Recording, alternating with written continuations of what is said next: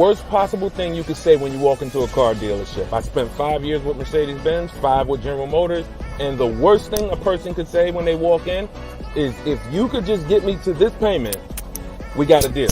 So your loan's probably still like 19, which means you got to pay to get out. You're upside down. It's called negative equity.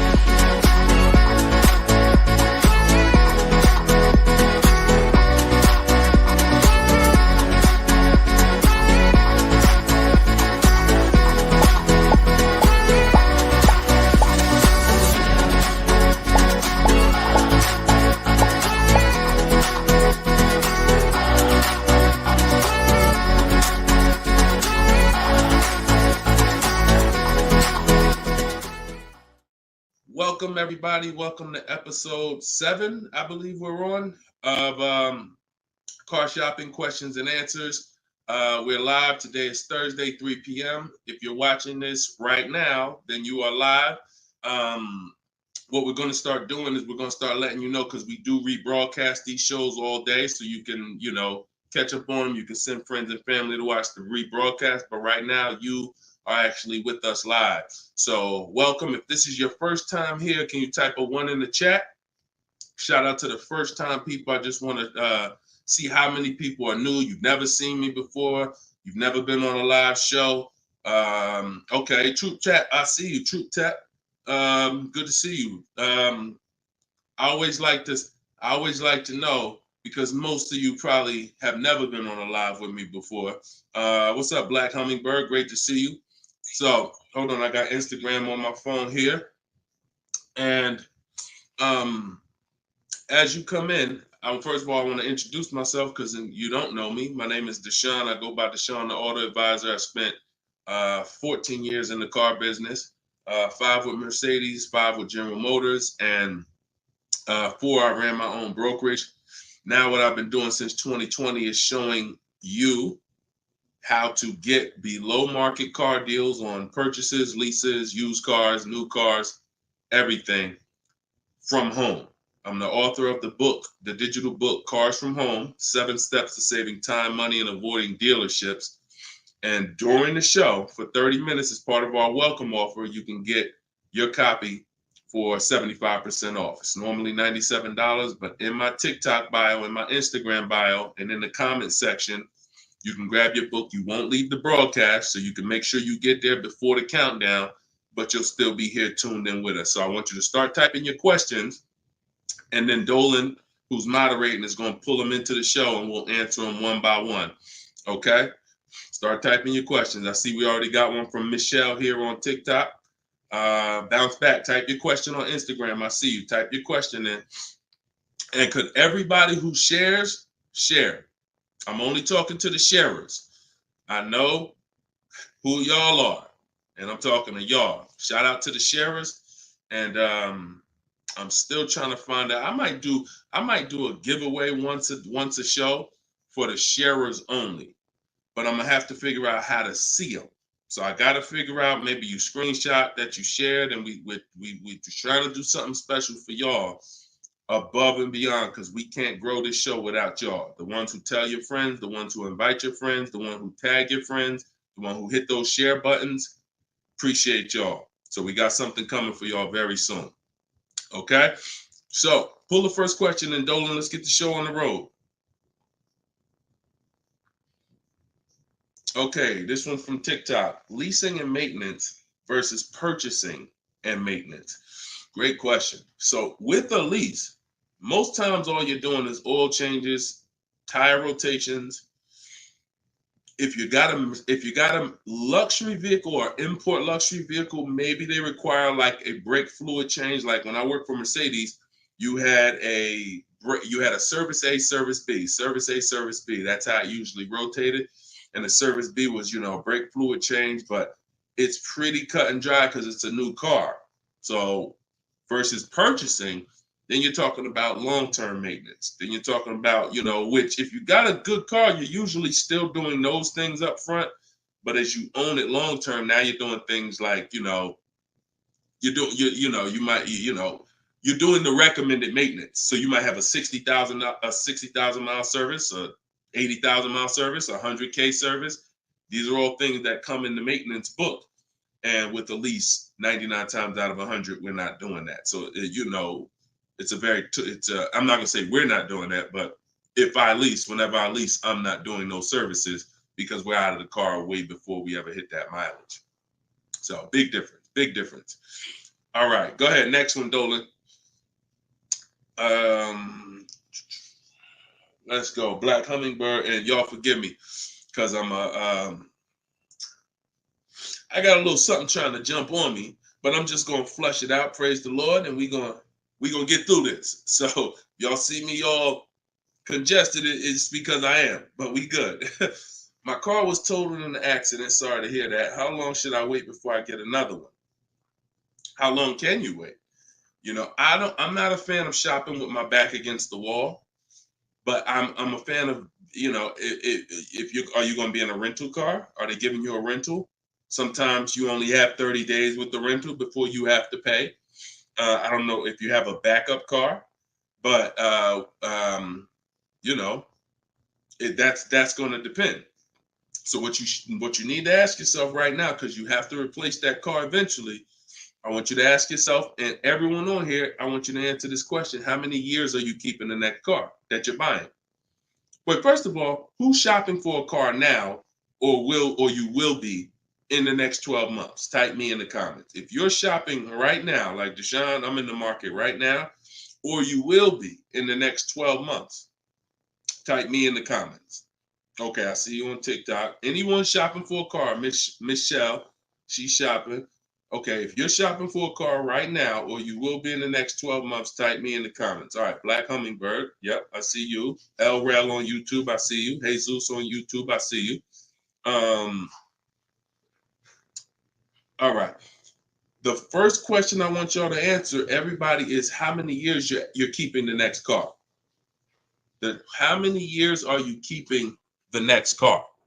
This is very important because this is the buying versus leasing question.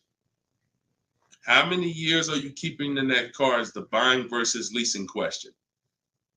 So your Black Hummingbird, when you shop, is going to depend on how long you have. If you got a backup car, then there's no rush. If you don't have a backup car, then you need to find out, are they giving you a rental, you know, because that's going to dictate. I can't really give you any more information without knowing that. So if you want to tap in, follow up, we'll try to get your follow-up question here. All right, go ahead, shoot the next one up, Dolan, and let's see if we can get the follow-up for Black Hummingbird. I'm shopping by used. I don't even know what that means. Go ahead, Dolan. Okay, this one's from TikTok. My third live, I need a used car by June 1st, so lost.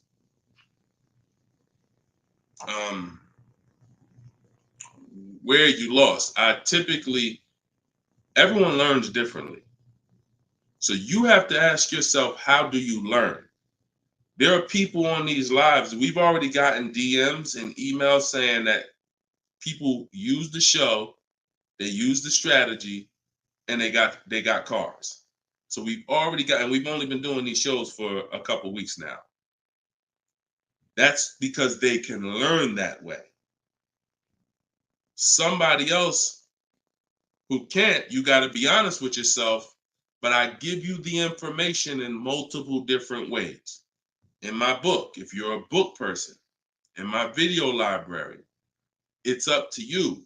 But if you're sitting here, because everything we do on this show, I try to break it down. No, we don't rush through answers. I don't give y'all one-word answers. Every question, we pretty much take it and we break it down to the nth degree. And some of the things you guys have similar questions, so we've answered them on multiple shows. But you have to know how you learn in order for you to win. Okay? If you're lost here, then you could stick around and we'll continue to do what we do here. But you have to know how you learn. That's why we make information available in a multitude of ways. You see people who have my book. Some people could piece deals together with my social media videos, even though they're all different topics. Used cars, buying cash, leases, they're all different types. So you got to really piece them together. Some people do it that way. It's up to you. But don't just sit there struggling, man. Not at the cost of what it costs. Not at what it costs. All my information is available and it's affordable. Some of it's free, a lot of it is free. But every single product I offer, from my coaching program to my book, it's all affordable.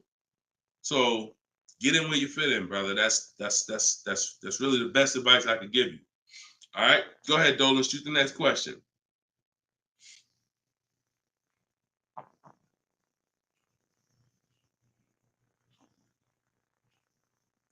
Okay, this one's from YouTube. LRel, what's going on? Peace, Deshone. I'm in the market for a used pickup truck for work. Never had one. How do I narrow down a reliable make model? Okay, so if I'm looking at you, the question you're asking is about the quality of the car, not finding a good one. So, example, let's just say there's a Dodge, a Dodge pickup truck. I'm just making this up, and that vehicle has a low reliability score. It doesn't matter if I go find a good one and I use my steps, the steps I'm going to go over with you to find a great used car, because the car overall has a low reliability score.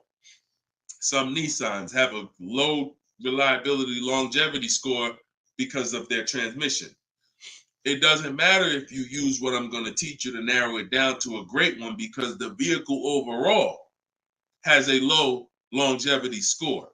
So I think the question you're asking is, how do I find a vehicle that has a good reliable one, and then I'll go shop for it.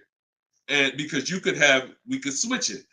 You could have a vehicle that has a high reliability score, high longevity score, but then you got a bad one because you didn't have a process on how to get it. So I think you're asking the first question, which is top level, how do I choose some good vehicles? And that's really Google, and we have a process. It's in our shopping process where we do a reliability check on every single vehicle. It takes 5 minutes to do. You're going to type in the specific year, because years change. You might have a 2019 that has low reliability scores. In 2020, they fixed it. So we got to make sure we're adding the year when we do this Google search. But if I'm looking for a pickup, I'm looking at like a 1500, and I'm looking at, what I need. Some people need 2500 if you need heavy duty or something like that. But then what you're doing is typing it into Google, and you're looking at all the competitors. I'm looking at the Toyota pickup. I'm looking at the Dodge pickup. I'm looking at the Ford pickup. I'm looking at the Chevy pickup. And then I'm just choosing, all right, which one of those do I like? All right, I like those two. Then I'm deciding which one I'm going to like. Now, if you're buying used, you can't test drive it, because you can't test drive a used car until literally you're ready to take it home. You can't go and test drive one here, because the one you end up getting may drive totally different. That's just the way it is with used cars.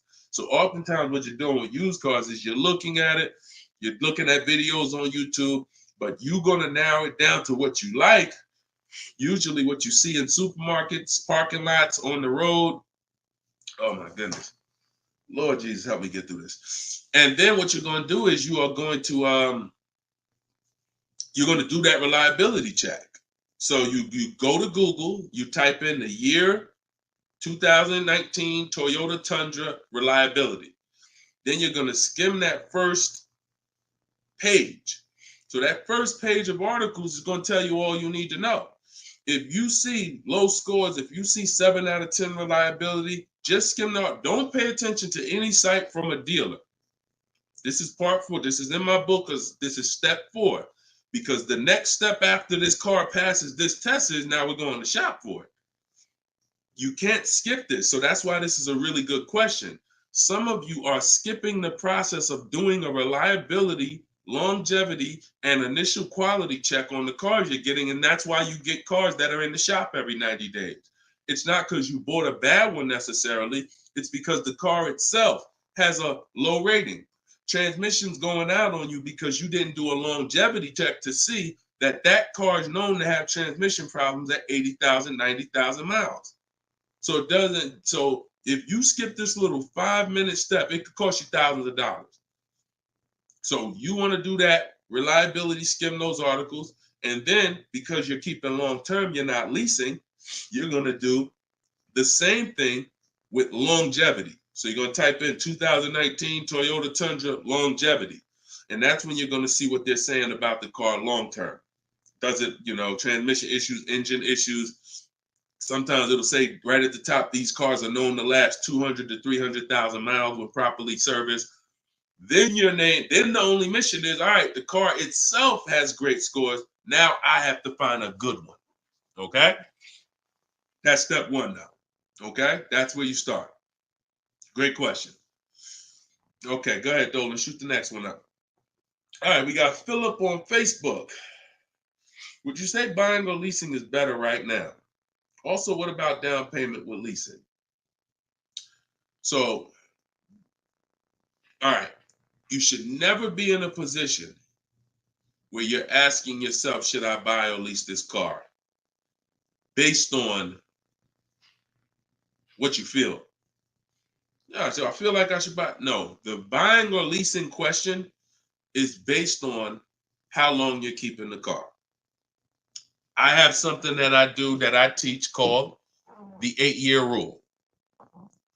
The 8-year rule says that if you're not buying a car to keep at least 8 years, you should be shopping for a lease.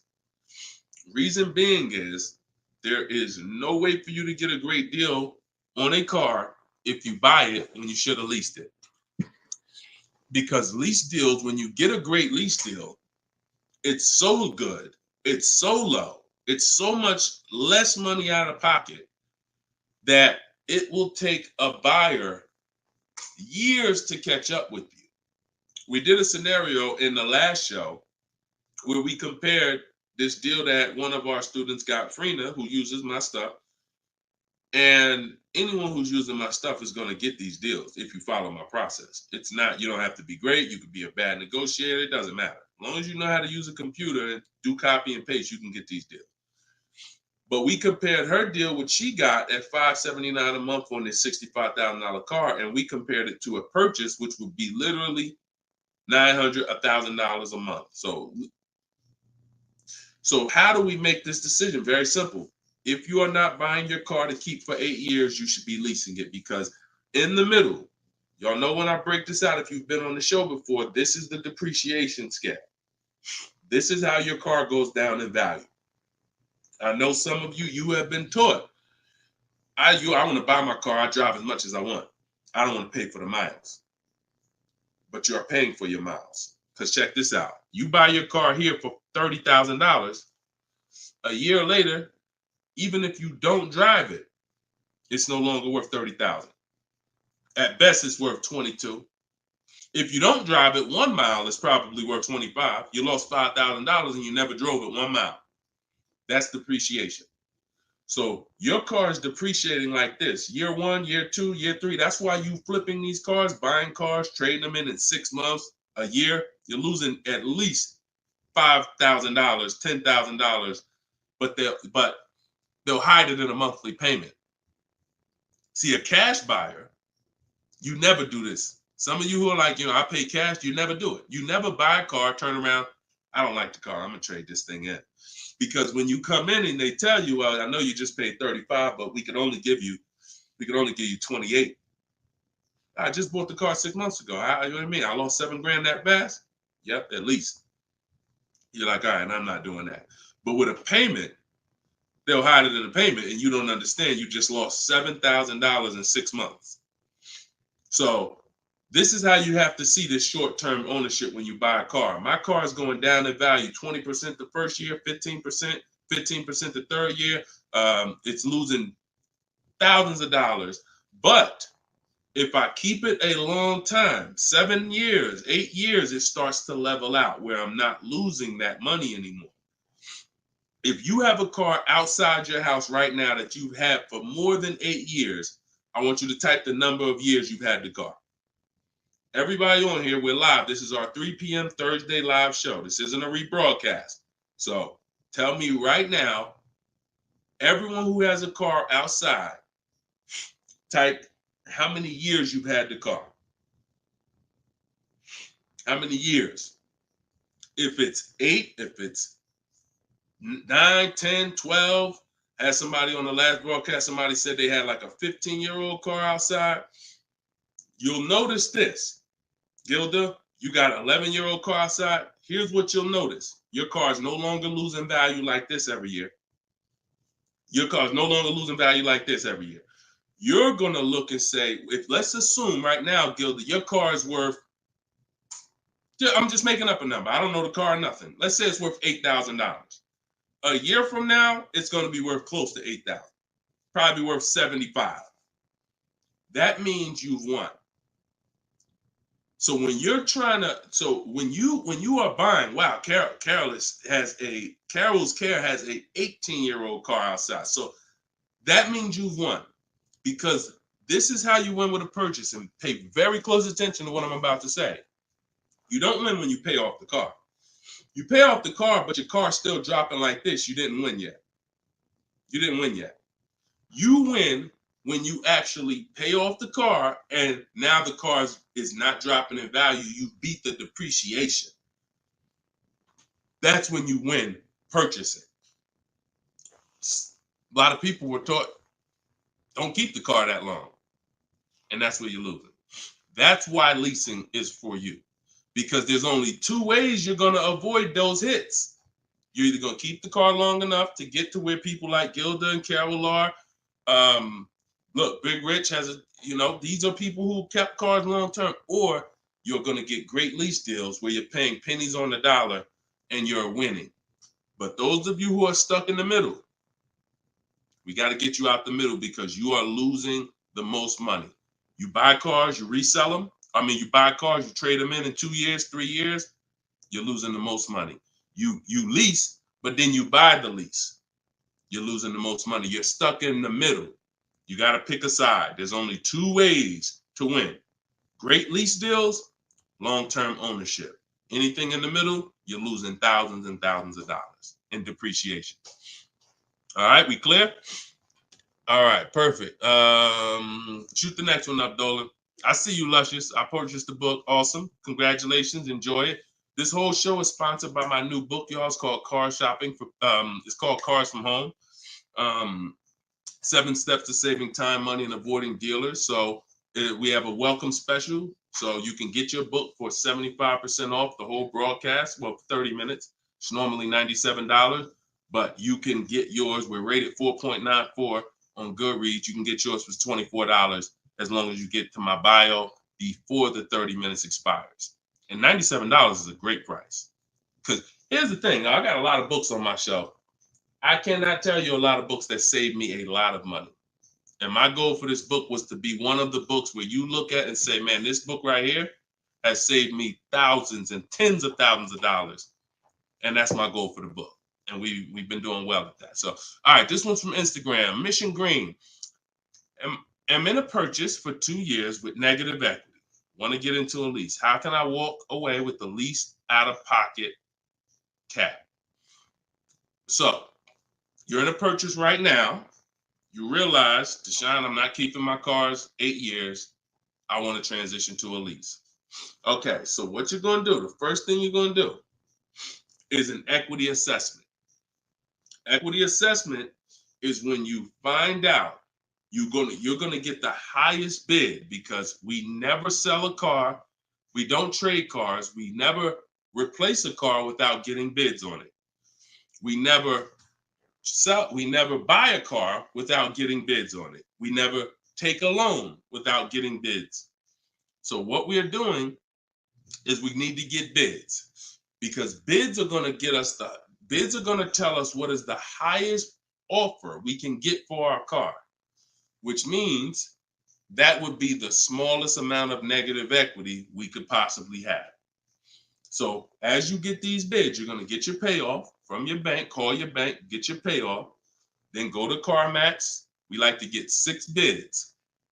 CarMax, Driveway, Carvana, Kelly's Blue Book Instant Cash Offer. Do not use kellysbluebook.com. It's nothing but a marketing website that it does us no good. Kelly's Blue Book Instant Cash Offer. Auto Nation Sell My Car, and Car Guru Sell My Car. Now, that'll get you 6 offers.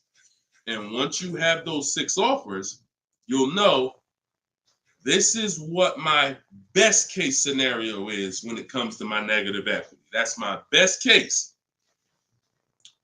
There's 2 ways to get out of negative equity and get a car. There's 3 ways to get out of negative equity, but one of them doesn't lead to a car right now. So we're talking about the first option. That's what you do, and you want to pay the difference. So you're going to get all those bids, and you're going to look and say, okay, I got a $4,000 negative equity if I sell my car to AutoNation. They're the highest bid. Highest bid, $4,000 negative equity.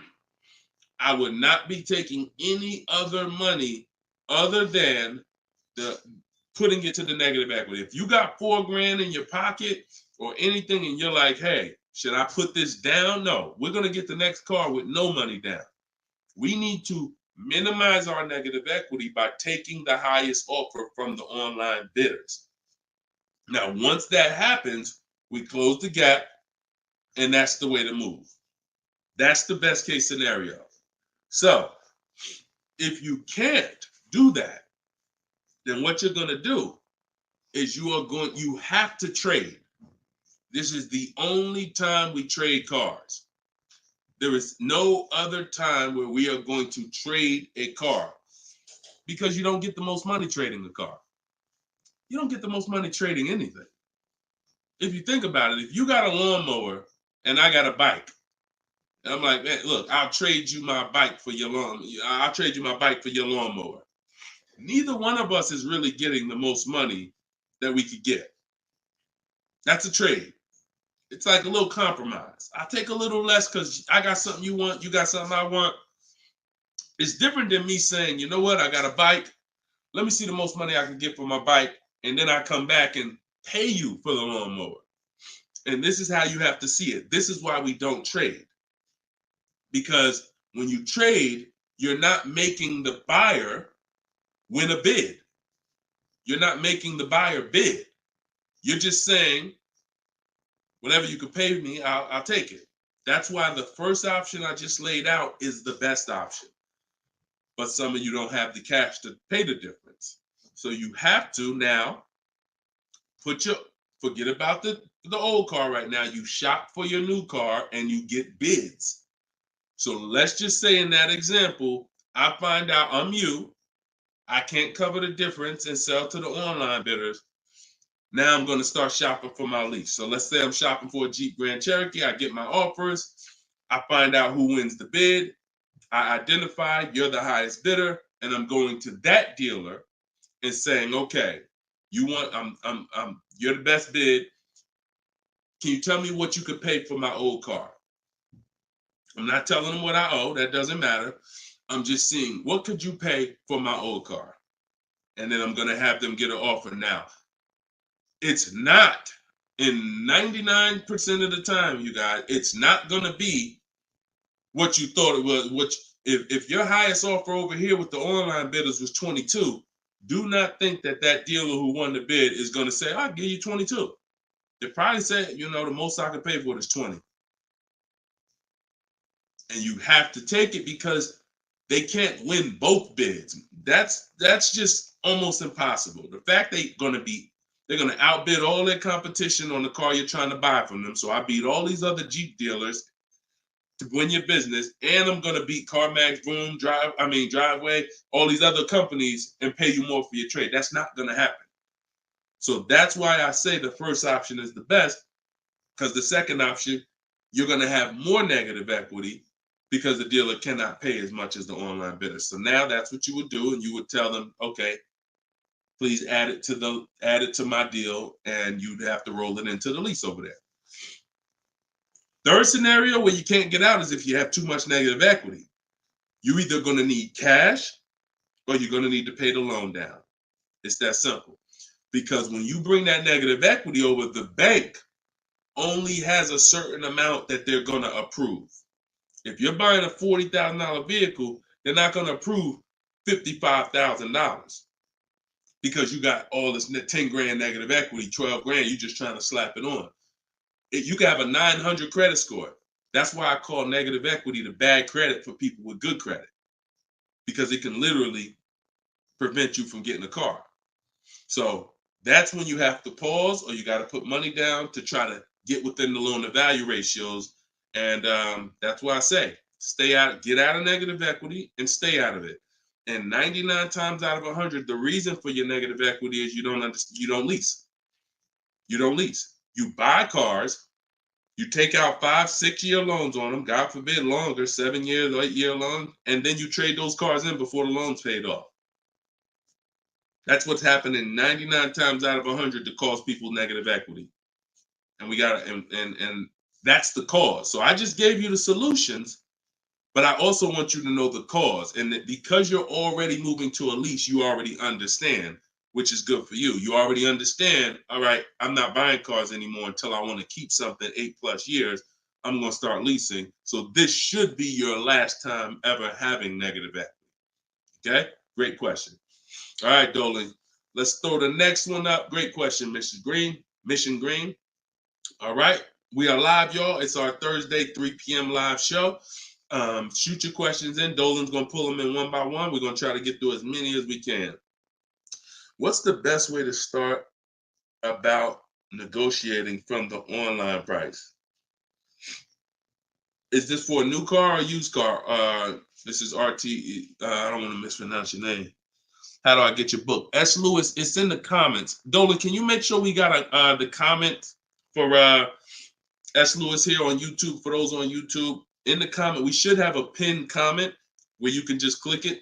You go to deshonsbook.com, or you might be watching us on a screen. If you're watching us on a television screen, you can scan that QR code with your phone, and you can get it that way. If you're watching us on TikTok or Instagram, you can go to my bio. There's a link in my bio, and you can grab your copy. And you won't leave the broadcast. You'll still be able to hear us, but you can get your copy before that 30 minutes expires and the book goes back up to $97.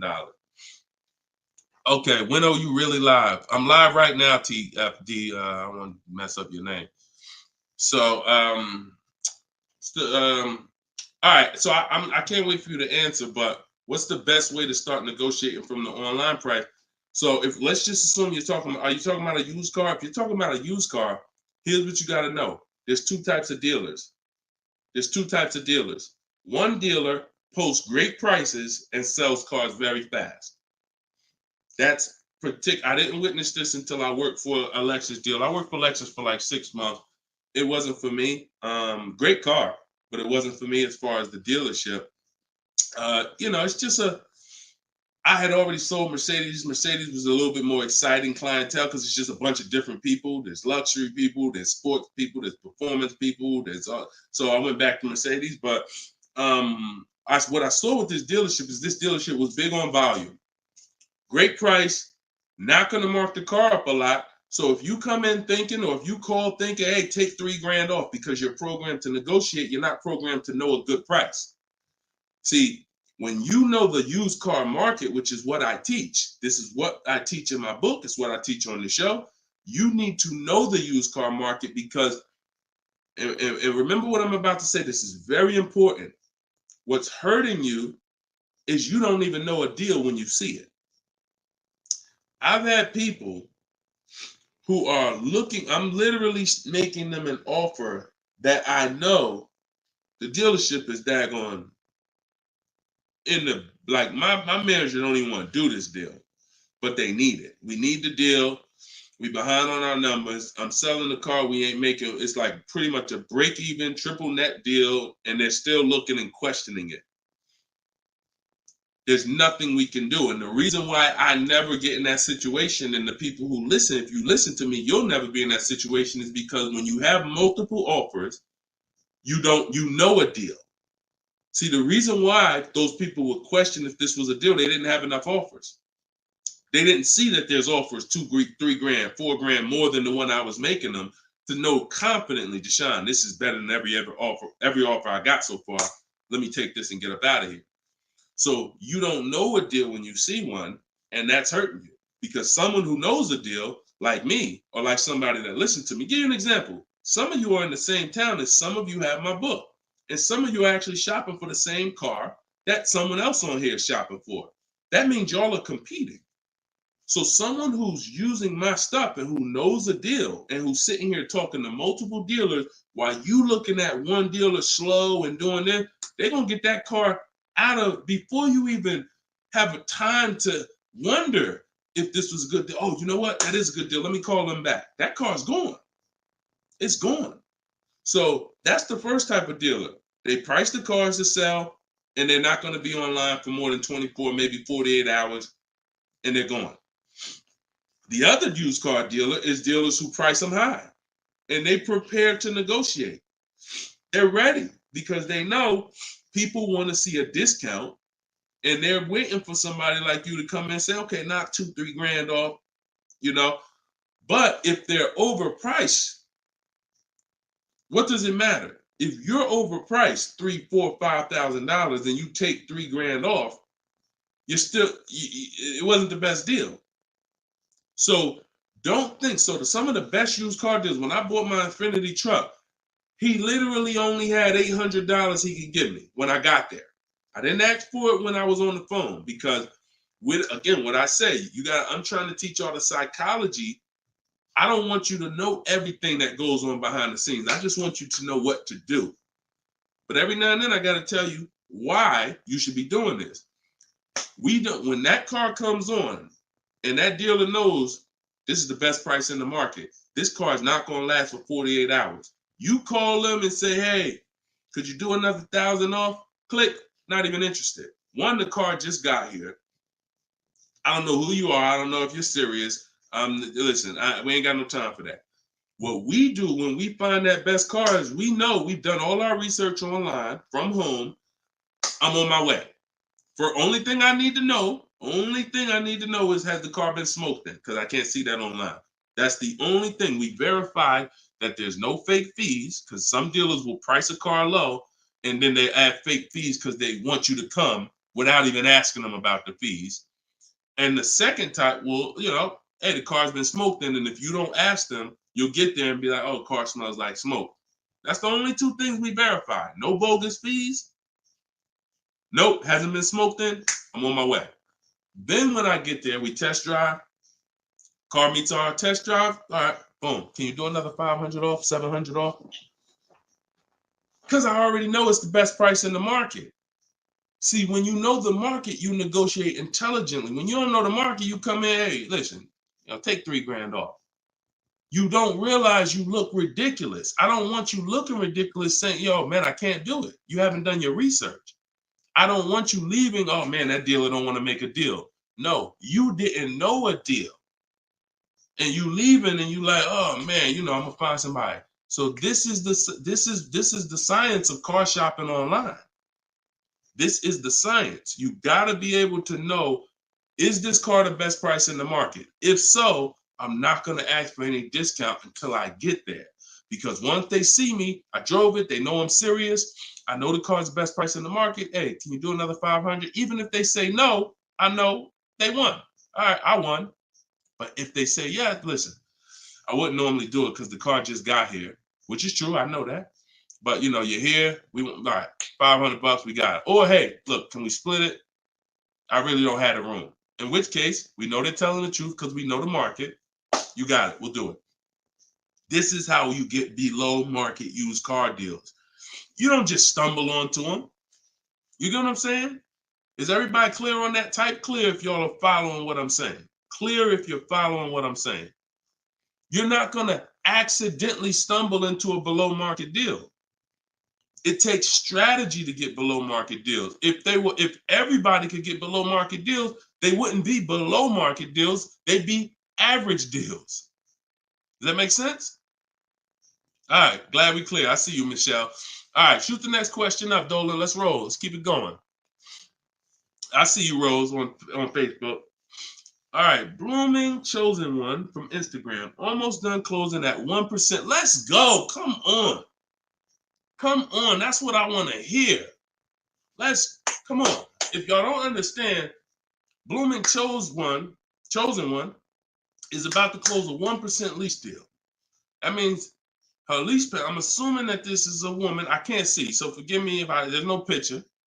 She's about to close a lease deal at 1%. which means her lease payment is 1% of the MSRP, no money down. I just want to make sure it's clear, chosen one. We don't, if it's money down, it's not 1%. It should be like $400 a month. I'm giving you $400, car's $40,000. That's 1%. So, any tips on techniques for finding great deals on insurance? I use Insurify or I'd use Jerry. These are apps that shop on websites that shop multiple carriers. And I know it's Kayak and stuff like that, but what I found is Insurify has like insurance companies that we don't know about. It's painful shopping for insurance unless you have something that's actually, because think about all the insurance companies around us that will want to give us auto insurance. We don't know about them now. Small companies, they don't have the advertising budgets. So you want a tool that's going to connect you with all these insurance companies, not just the big name ones that we all know, Liberty Mutual, State Farm, that got the, $1 billion marketing budget. Some of the smaller insurance companies, we want to get those offers. And so Insurify.com, I'm not sponsored by them. I just love multiple offers. So I love multiple offers. And so any tool that gets me multiple offers on anything, I love. So yeah, that's what I would say. So keep me posted. I told you I want to see your deals. See, she ain't even say what car she's looking at. That's how we know. See, people with no skills, all they talk about is the car. Just got the new Range Rover. Yep, just treated myself. Retirement gift. All they talk about is the car. And I'm not stepping on your toes, but you like Deshone, that's me. That's me. I know who I'm talking to. When you start getting skills and buying cars, making people bid 90 minutes from home, using my systems, the first thing that you're excited about is the deal. The car is second, but the deals, once this deal's closed, now I'll get excited about the car. All right, good job. Great job. I love it. Go ahead, shoot the next one up, Dolan. All right, from TikTok. Is it true that there is no need for down payment? That if you do it, it goes to the salesperson's commission. If you do it wrong, if you are doing a down payment, it's between you and the lender.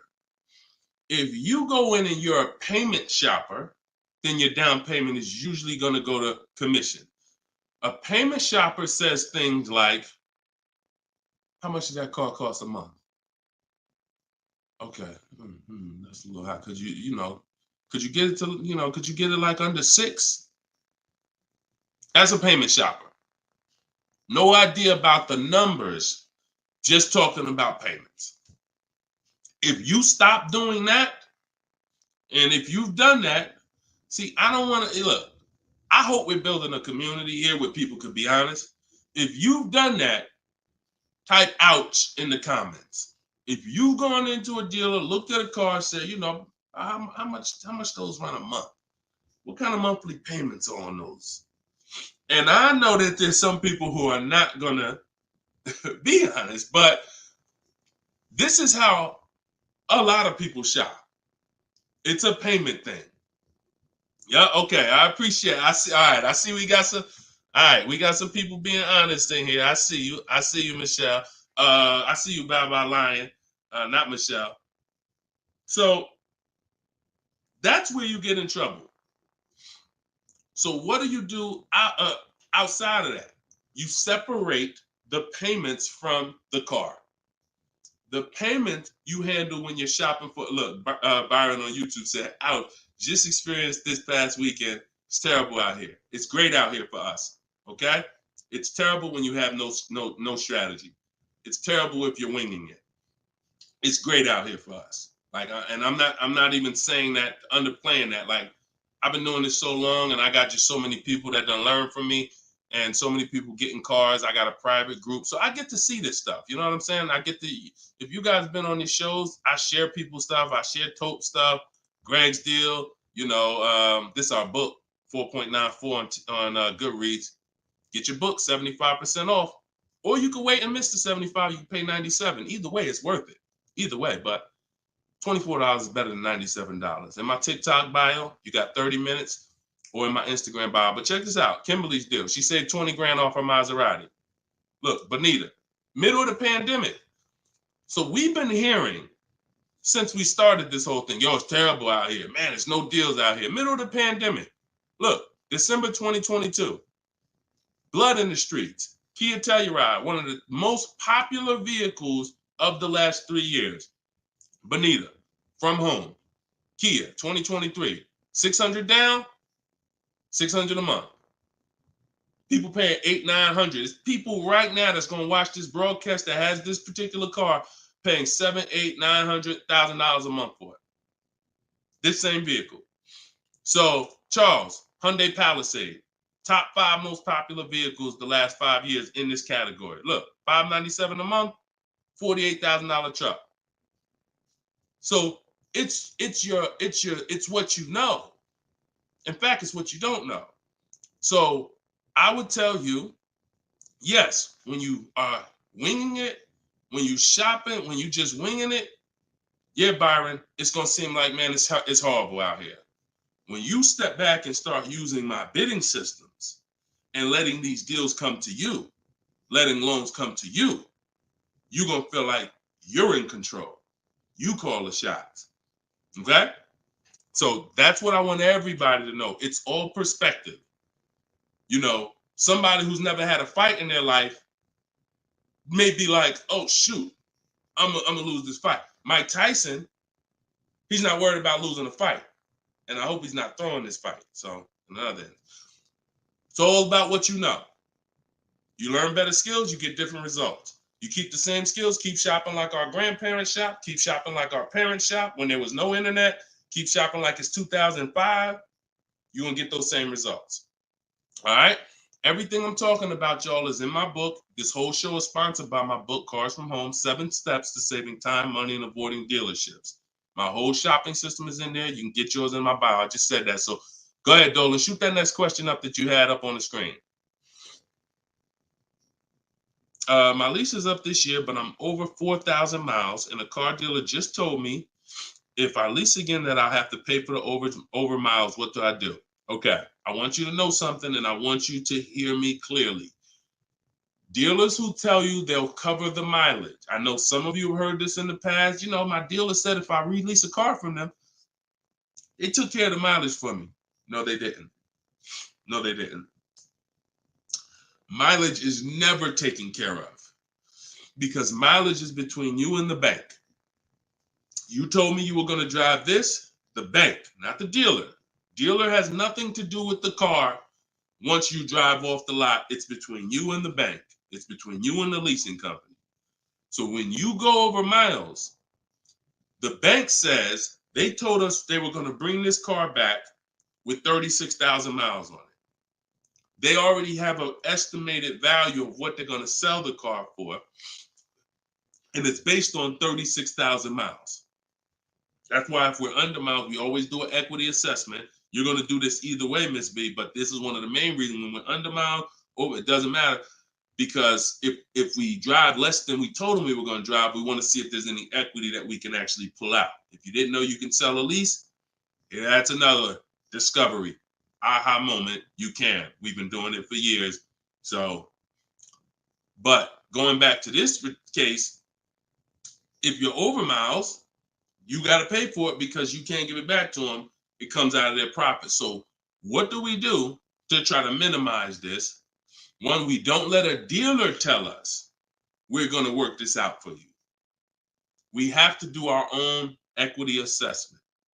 So you want to see what your position is. You want to call the leasing company, get your payoff. This is the second step in my process. Once you know whether you're going to buy or lease again, that's step one.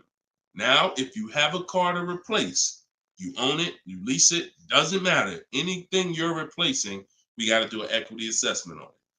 So we're going to call the bank, get our payoff. If it's paid off, obviously we don't have to do that. And then you're going to get that payoff, and then you're going to get those offers I talked about earlier in the show. If you missed it, I don't want to go through the whole equity assessment process because we already did it. And for the people who've been on here, I don't want to repeat the whole thing. But if you go on YouTube, if you go on Facebook, you'll be able to see the broadcast. Go to the section on equity assessment and follow that process, because you need to see, can I sell this vehicle and break even, get out of it, or if I have a mileage penalty, you know,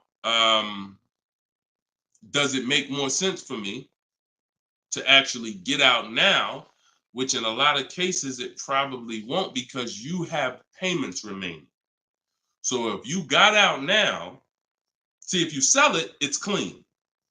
So if you sell it, and it goes back to what we were talking about with what somebody asked the question about the negative equity. Let's just say I'm you. I do my equity assessment.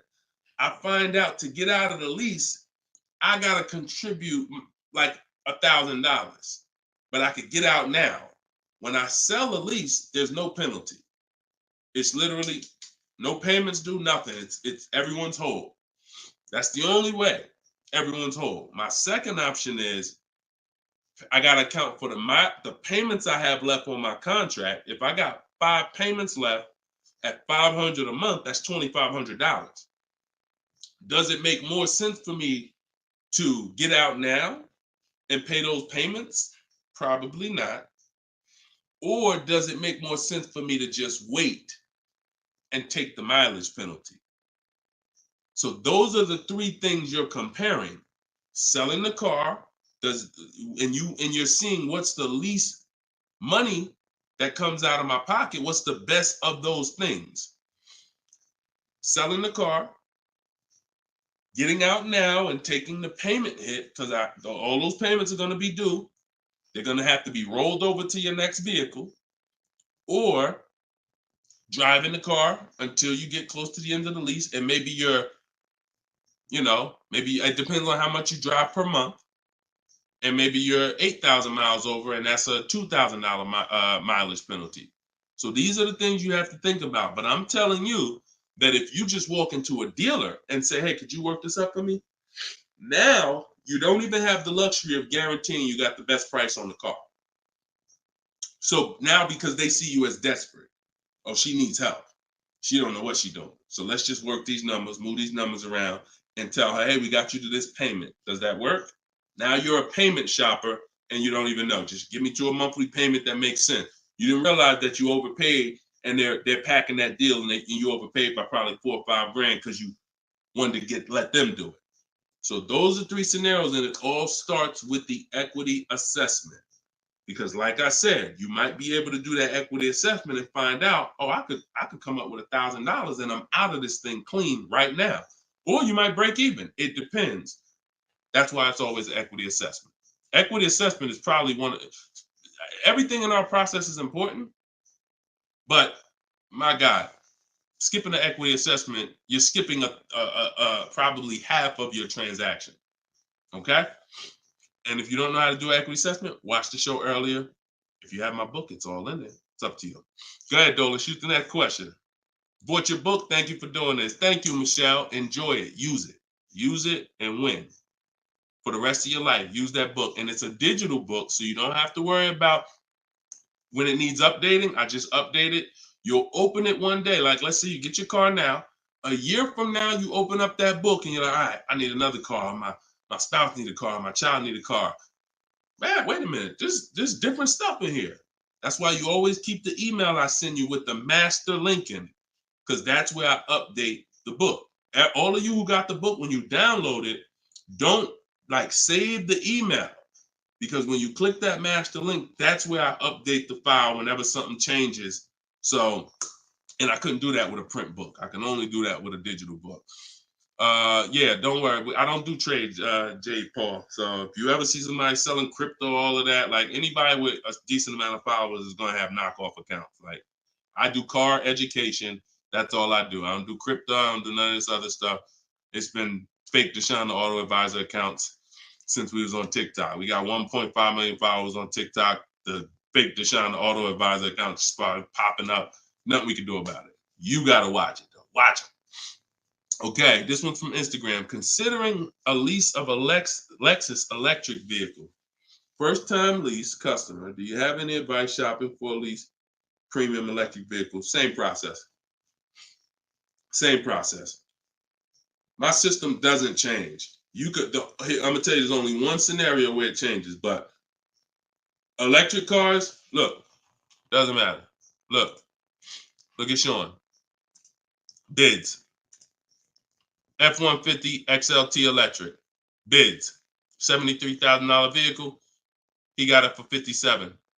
He saved over 20 grand. Bids. That's electric. Electric. You don't know what rebates there are. You don't know what's what. Rolls Royce. Bids.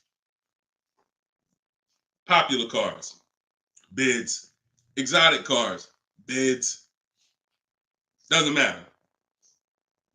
Process is the same. The only time that bidding is not called for when purchasing the car is with Tesla or any manufacturer where the price is set. No matter where you go in the country, it's the same price. You buy Tesla in New Jersey, same price in California, same price in Minnesota. One price all around the country. You order the car. That's it. I don't care if you have GM supplier pricing. That everyone's doing a different price. Some people are not going to tell you. They won't tell you what the rebates is. Some people, oh, Deshone, I'm a Ford employee. I get Ford special pricing. Bids. Because 80% of dealers are going to lie and not give you the real Ford special pricing. Everything is bids. Put everything under there. All right? Go ahead, Dolan. Shoot the next one up, brother.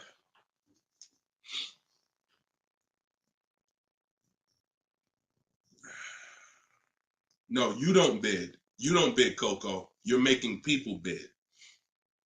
This one bounced back, Brian from Instagram. What's up? Hey, bro, I recently financed the BMW 330M, but the problem is they gave me a high APR. Sounds like a payment shopper. Listen, we got to take responsibility. You accepted a high APR. Now, how do you get out of it? Only way is to refinance. You can refinance or sell a vehicle. And so bids, what we do is, see, now let's just say for an example, you use our system we call the bank bidding war.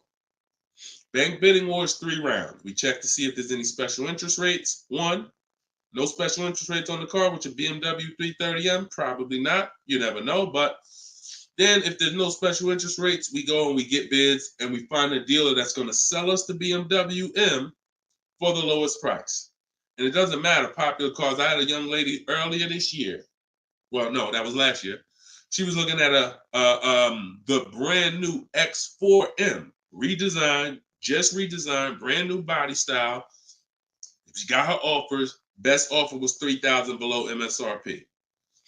Worst offer was like $5,000 over MSRP. Brand new, newly designed, fresh in the country. No one's ever seen it. Bids, she got $3,000 below MSRP. When people are paying thousands more than that. So it doesn't matter the car. Now, once we, but that's that's the part where I say you separate the loan from the car. You separate the loan from the car. We find the dealer who's going to sell us the car for the lowest price. Once that's done, now this is when we talk about the second round of the bank bidding war, which is my bank, my credit union, online lenders, not the dealer yet. The dealer is round 3. The dealer's banks, the dealer's credit unions, that's round 3. That's the final round. Second round is I'm coming home, getting my bank, my credit union, online, giving them my information, going online, car loans online, looking at everyone that I could find that gives car loans in my area, letting all these people run my credit, because if you do this right, it doesn't affect your credit other than one hard inquiry. It shows all the inquiries on your report, but when you rate shop using the bank bidding war strategy, at the end of the window, it only weighs on your credit like one hard inquiry. But you got to do this in this small window. It takes 2 days. First one is all of those bank, that's the round 2. So now let's say my best rate from that round 2 is 7.9 interest rate. Okay, round 2's done. Now I'm calling the dealer who won the bid, who has my car waiting. I already reserved it. And I'm saying, okay, my bank or this bank gave me 7.9. If you guys can beat it, I'll give you the business. Now, round 3 starts with the dealer going to work. That's when the dealer's bank. See, the problem is the dealer was your first offer for financing, or one of your first offers. The dealer, when properly done, is our last offer. And so if he came back and at the end of those rounds, 8.99 was the best rate, you wouldn't have a question. You wouldn't be questioning it. You wouldn't be saying, oh, man, how do I get?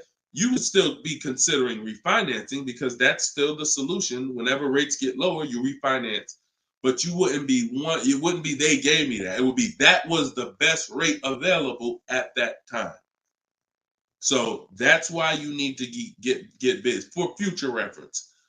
But in your case now, all you can do is find somebody to refinance the loan. And that's what you do. Type in car loan refinance online. Call your bank, call your credit union. Hey, I'm looking to refinance and see if they can be 8.9. Okay. For future reference, though, bank bidding war. Okay. And that's we gotta we need to. I want to get you to the point. You gotta. It's up to you. Use this. Everything I'm telling you is simple. Nothing I'm telling you is rocket ship building. This is all simple online processes from a computer. We got grandmothers doing it. We got introverts doing it. Doesn't matter. We don't even talk. Has anybody heard me say anything about talking? No. We're using online tools to get these processes done. That's why they work for everybody. If you had to talk, then yes, you could mess it up. But this is for the future reference. We want to guarantee that we got the best price. And the only way we're going to do that is with bids on everything. Okay? Go ahead, Dolan. Next question. Great question, though. All right. This one's from TikTok. Can24 Loco. Is a lease worth it if I know I'm going over the miles? You pick your miles. You pick your miles. I had somebody no, I don't even want to talk about him. Somewhere along the line they told him it was okay. So you pick the miles on a lease, and I would never in a million years pick less miles than I need. 10,000 miles per year, 12,000 miles per year, and here's what happens: if you see somebody who's intentionally picking less miles to save $20 and to go from 10,000 miles a year to 12,000 miles per year is probably like $20 a month. To go from 12,000 to 15,000 for most cars is probably another $25 a month. So the difference between 10,000 miles per year and 15,000 miles per year, 15,000, no penalties. Deshone, I know I need 15,000, but I took 10. So you're going to do 15,000 anyway, and you're going to be penalized for the 5,000 per year over at 25 cents a mile. Instead of paying the additional $45 a month, which would be way less than the penalties, because 5,000 miles per year, 15,000 miles over at 25 cents a mile is $3,750. $45 a month times 3 years is $1,620. Numbers are numbers. $45 a month more to my lease contract from the beginning, because that's the mileage I really need. I'm paying $1,620 extra over 3 years to have a comfortable lease experience, no penalties, and I can enjoy my lease. Versus taking 10, knowing I'm going to drive 15, and then looking and saying, Dad, I'm over miles by 15,000 miles, and how can I avoid this almost $4,000 bill that's coming? Choose your mileage wisely. Deal structure. Step 3, I got a whole step in my process on deal structure. This falls under deal structure. So we never take a lease knowing we're going over the mileage. We just never do that. We're setting ourselves up to not enjoy the lease. For what? That's it. Step 3 in my process, I got part of deal structure. I got a section in my book on this, is choosing your mileage wisely, where you look and estimate how much you drive, Or if you have a car, you just look back and say, all right, I drive 12,000 miles per year. You can look back at what you drove. If you don't have a car, then you're just going to look and say, all right, how many miles do I drive to work?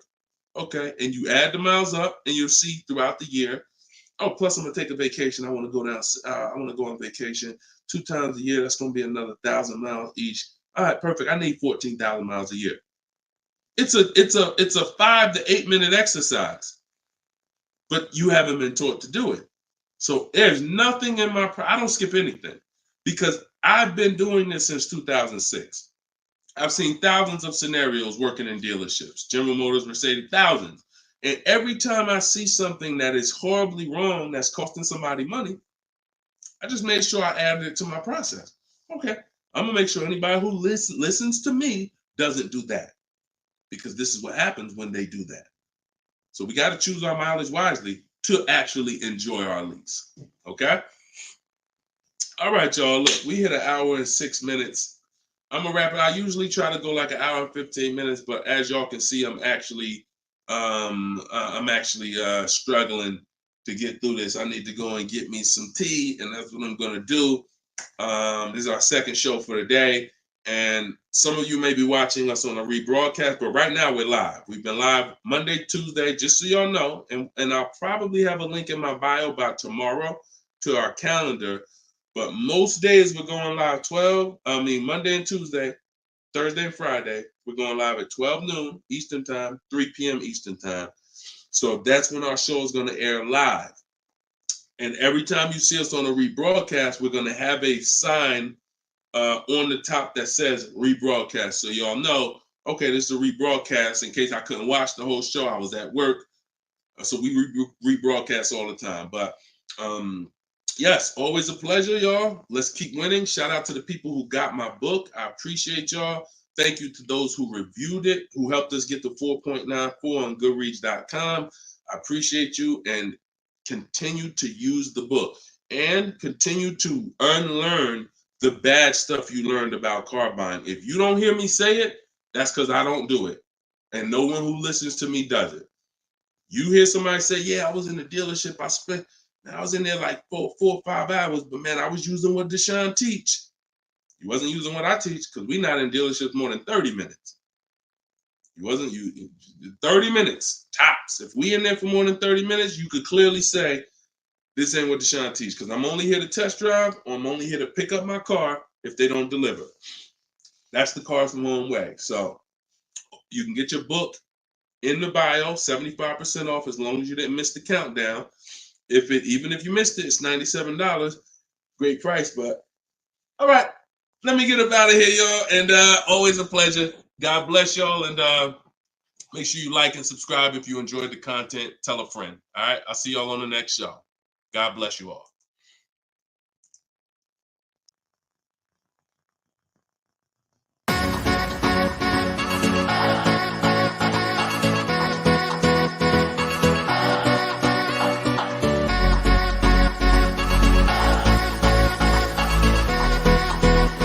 The worst possible thing you could say when you walk into a car dealership. I spent 5 years with Mercedes-Benz, 5 with General Motors, and the worst thing a person could say when they walk in is, if you could just get me to this payment, we got a deal. So your loan's probably still like 19, which means you got to pay to get out. You're upside down. It's called negative equity.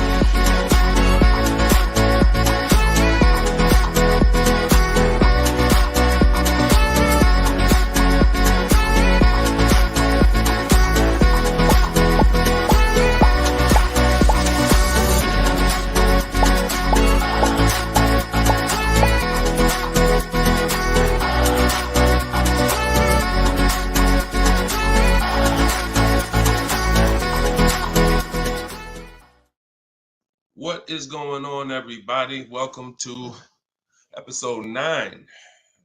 Maybe episode 8.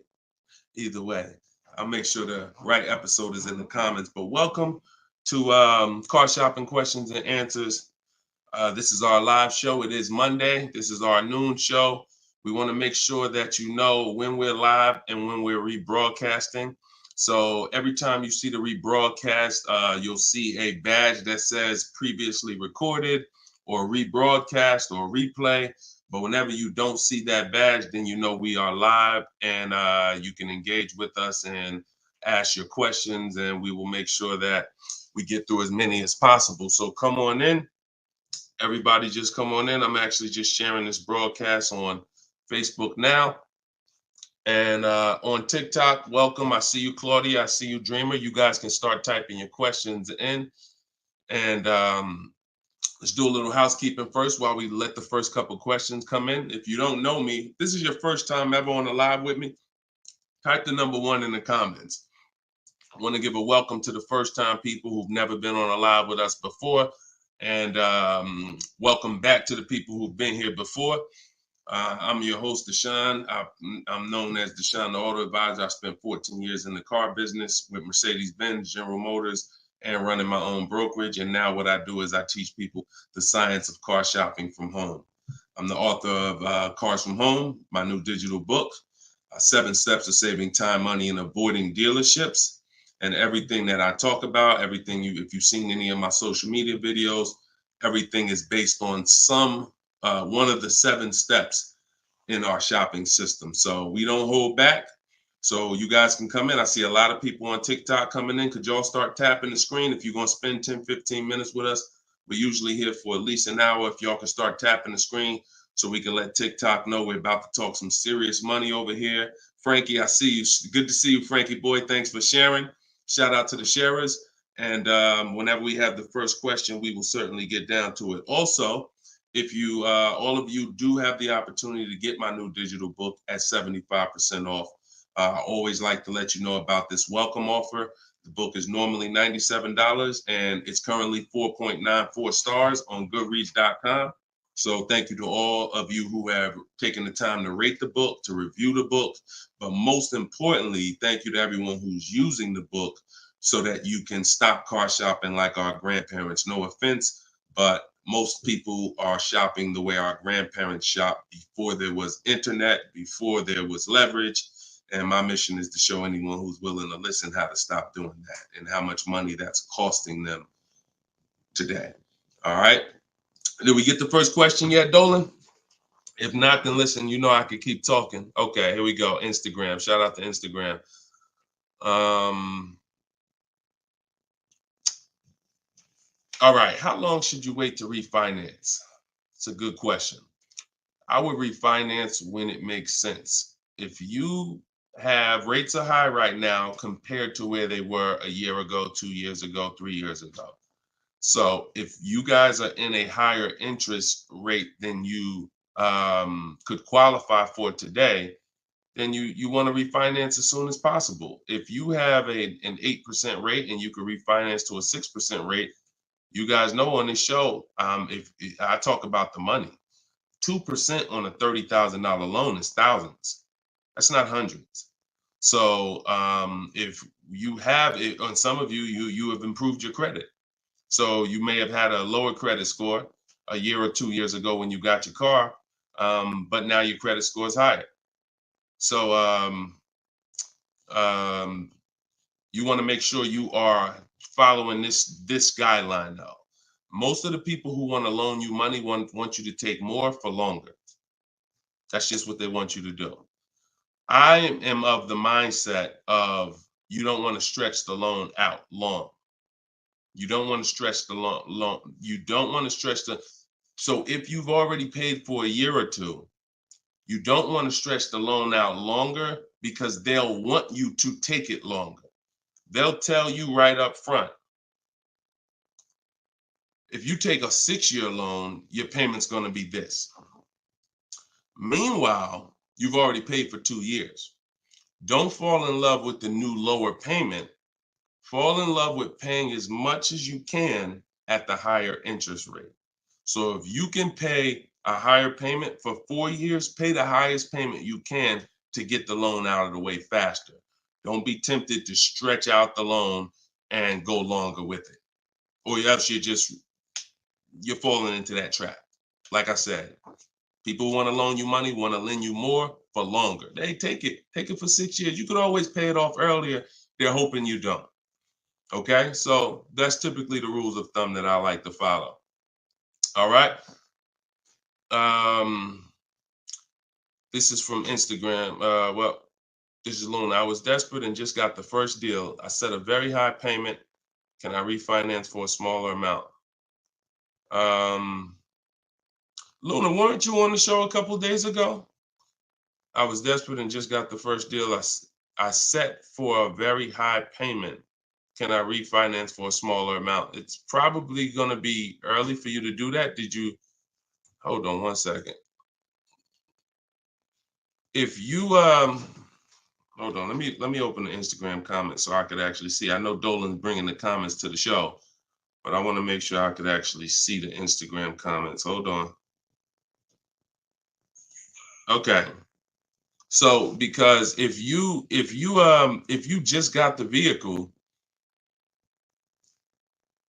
I mean, you could try to refinance, but it depends on how high of a rate they gave you compared to what you could have gotten if you would have followed like our bank bidding war process. You bought a brand new 24 Mitsubishi. Okay. Haven't you been on the show, Luna? This isn't your first time, right? You've been here. You've been with us for a couple. You've been with us for oh, it was in December 2023. Okay. I appreciate it. Thanks for the information. That's why I wanted to see the comments so I could actually have the dialogue with you. Yeah, I mean, that's all you could do. You could try and you could try to refinance online. You can go on Google and type in auto refinance online and start to see what those companies look like and see if but you need to know your rate, and then you need to know what the companies that'll refinance you are offering you and see if it makes sense. If you got a higher rate than you could have gotten, then certainly you can refinance. If they got you the best rate that you could qualify, then you may have to wait a little longer, but usually, it doesn't hurt you to check, especially if you're in a considerably high interest rate. You certainly want to see if there's a possibility, because like I said, 2 points, 3 points on an interest rate is thousands of dollars, not hundreds. All right, TikTok, y'all gonna spend some time with us. Can y'all tap the screen and shoot the likes up if you're gonna talk money with us? Here's the thing, y'all. I'm gonna be honest with y'all. Y'all know I've been this way from day one, and I can't be any other way. I'm considering, and some of you know, I'm gonna tell y'all a story because I'm gonna keep this real, real, right? So in 2021, we did a podcast. It was called the Auto Advisors Podcast. The Auto Advisors Podcast got 10,000 downloads in the first 90 days, which was a great metric for a new podcast. I stopped it. You know why? Because we're in the way the podcast is, and I'm just keeping it 100% with y'all. I'm never gonna stop doing the information, but if people don't engage with the show, then we'll just keep the rebroadcast going. The rebroadcasts are great. I'm 100 for my lifestyle, for my getting the information out. We do tons of free social media videos. I just don't want y'all to be questioning, Dad, why Deshone not doing the live show anymore? Because the live show needs to make sense. I've been telling y'all to share. I look at the shares. I see the people who come regular. I see not a lot of people share. All good. I just want y'all to know that when you can't ask the questions and you got to just do the rebroadcast, that's going to be the reason why. That's really going to be the reason why. Because we can sit back and we can let this live stream go 24/7. I love it. Dolan runs it. It's great. We sell a lot of books throughout the day. People get their questions answered. It's great. If y'all like Deshone now, I would really like to ask questions and have the opportunity for my family to ask questions and get their questions answered, then y'all gonna have to show up. Y'all gonna have to show up. It's always been that way. Now, we're gonna have information everywhere for you. Free social media videos, my free masterclass is in my link in my bio. But if y'all want to keep this show going this way live and not just see 24/7 rebroadcast, then y'all gonna have to make sure y'all show up. And if we don't see the likes and we don't see the shares, then it's all good. That tells us everything we need to know. because there's nobody out there doing what we're doing right now. So if it was 20 other people doing these shows, then I understand. We got to make sure we're better than them. There's nobody doing what we're doing right now. So it's up to y'all. All right, so Dolan, let's go. TikTok question. Can I get a new lease with no money down and get the same car payment monthly, turning my lease in soon? But that depends on how good you're going to shop. See, if you got a lot of people are going to be fooled into this conversation. Car salesman calling them saying, hey, I could get you out of your lease, keep your payment the same, and you'll be good. That's the conversation they're going to go for. Now they're going by 2021 and 2020, well, really 2021 payments, which were the highest in history. And what they're depending on is they're hoping that most people don't ask a question. You already been paying this, you already been paying the high payment. What if I could put you into 2024 for the same price? Meanwhile, those prices that you were paying were ridiculously high. All through the pandemic, most 99 probably percent of people were paying ridiculous payments. That's why I always show Bonita. So when you look at Bonita, Bonita is the one who got one of the most popular vehicles during the pandemic. It was a Kia Telluride 2022. She got it for $600 out of pocket, $600 a month. It was like a 1.25% lease. How? Sitting at home and shopping offers. So to answer your question, don't comply. Your deal is going to be based on how well you shop. And what I'm teaching you to do is to stop going into dealers because 80% of them are overpriced.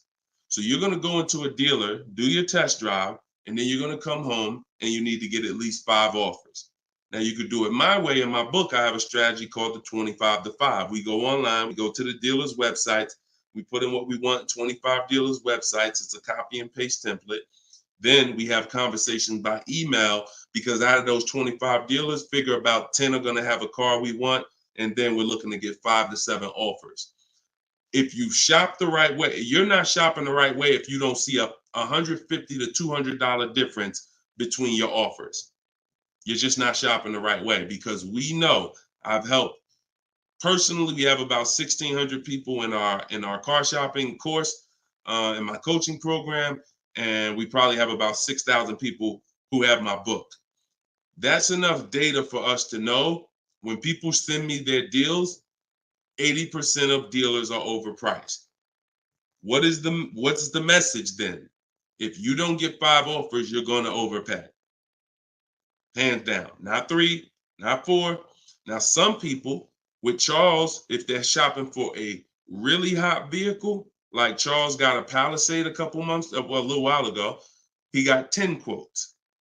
So he reached out to 35 dealers. But look what he's paying. $48,000, almost $49,000 vehicle, he's paying $597. And both of those deals were no money down. So if he didn't know how to shop, then he would be paying $700, $800. Some of you may be looking and saying, Deshone, man, I got a Palisade and I pay a lot more than that. Or, hey, but that's going to depend on how you shop. You must get at least 5 offers if you're truly going to see the bottom of the market, because 80% of dealers, 4 out of 5 are overpriced. So certainly you could do deals with no money down. It's not even a question. And don't pay attention to commercials, because what you'll see is neither one of those 2 deals that I just showed you were from a commercial. They'll probably, when you look at what a commercial says you can lease a Kia Telluride for, especially or a Palisade for, especially a $50,000 Palisade, it would be a lot higher than this, and it would be with 1,000 down plus tax plus fees. That's why you can't pay attention to commercials. So that's the answer.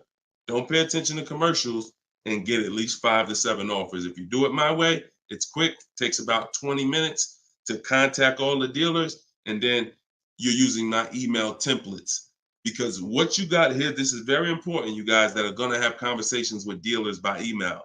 You must know how to keep the conversation on your terms. You must know how to keep the conversation moving forward when people ask you, hey, can we get on the phone?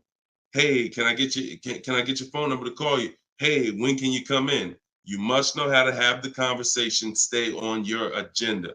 That's why I wrote the scripts. But even if you're not using my book and my scripts, make sure you are committed to staying the course, that you're not getting on the phone, you're not coming in, and that you're going to be shopping from home. Okay? Because salespeople will try to get you to come in. All right, go ahead, Dolan. Shoot the next one up.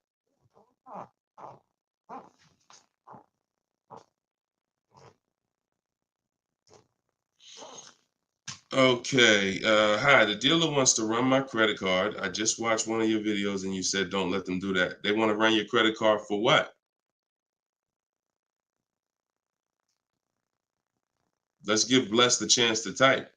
Are you purchasing something? They want to run your credit card to run your credit? Or did you mean they want to run your credit? What are they trying to run your credit for? I mean, your credit card for.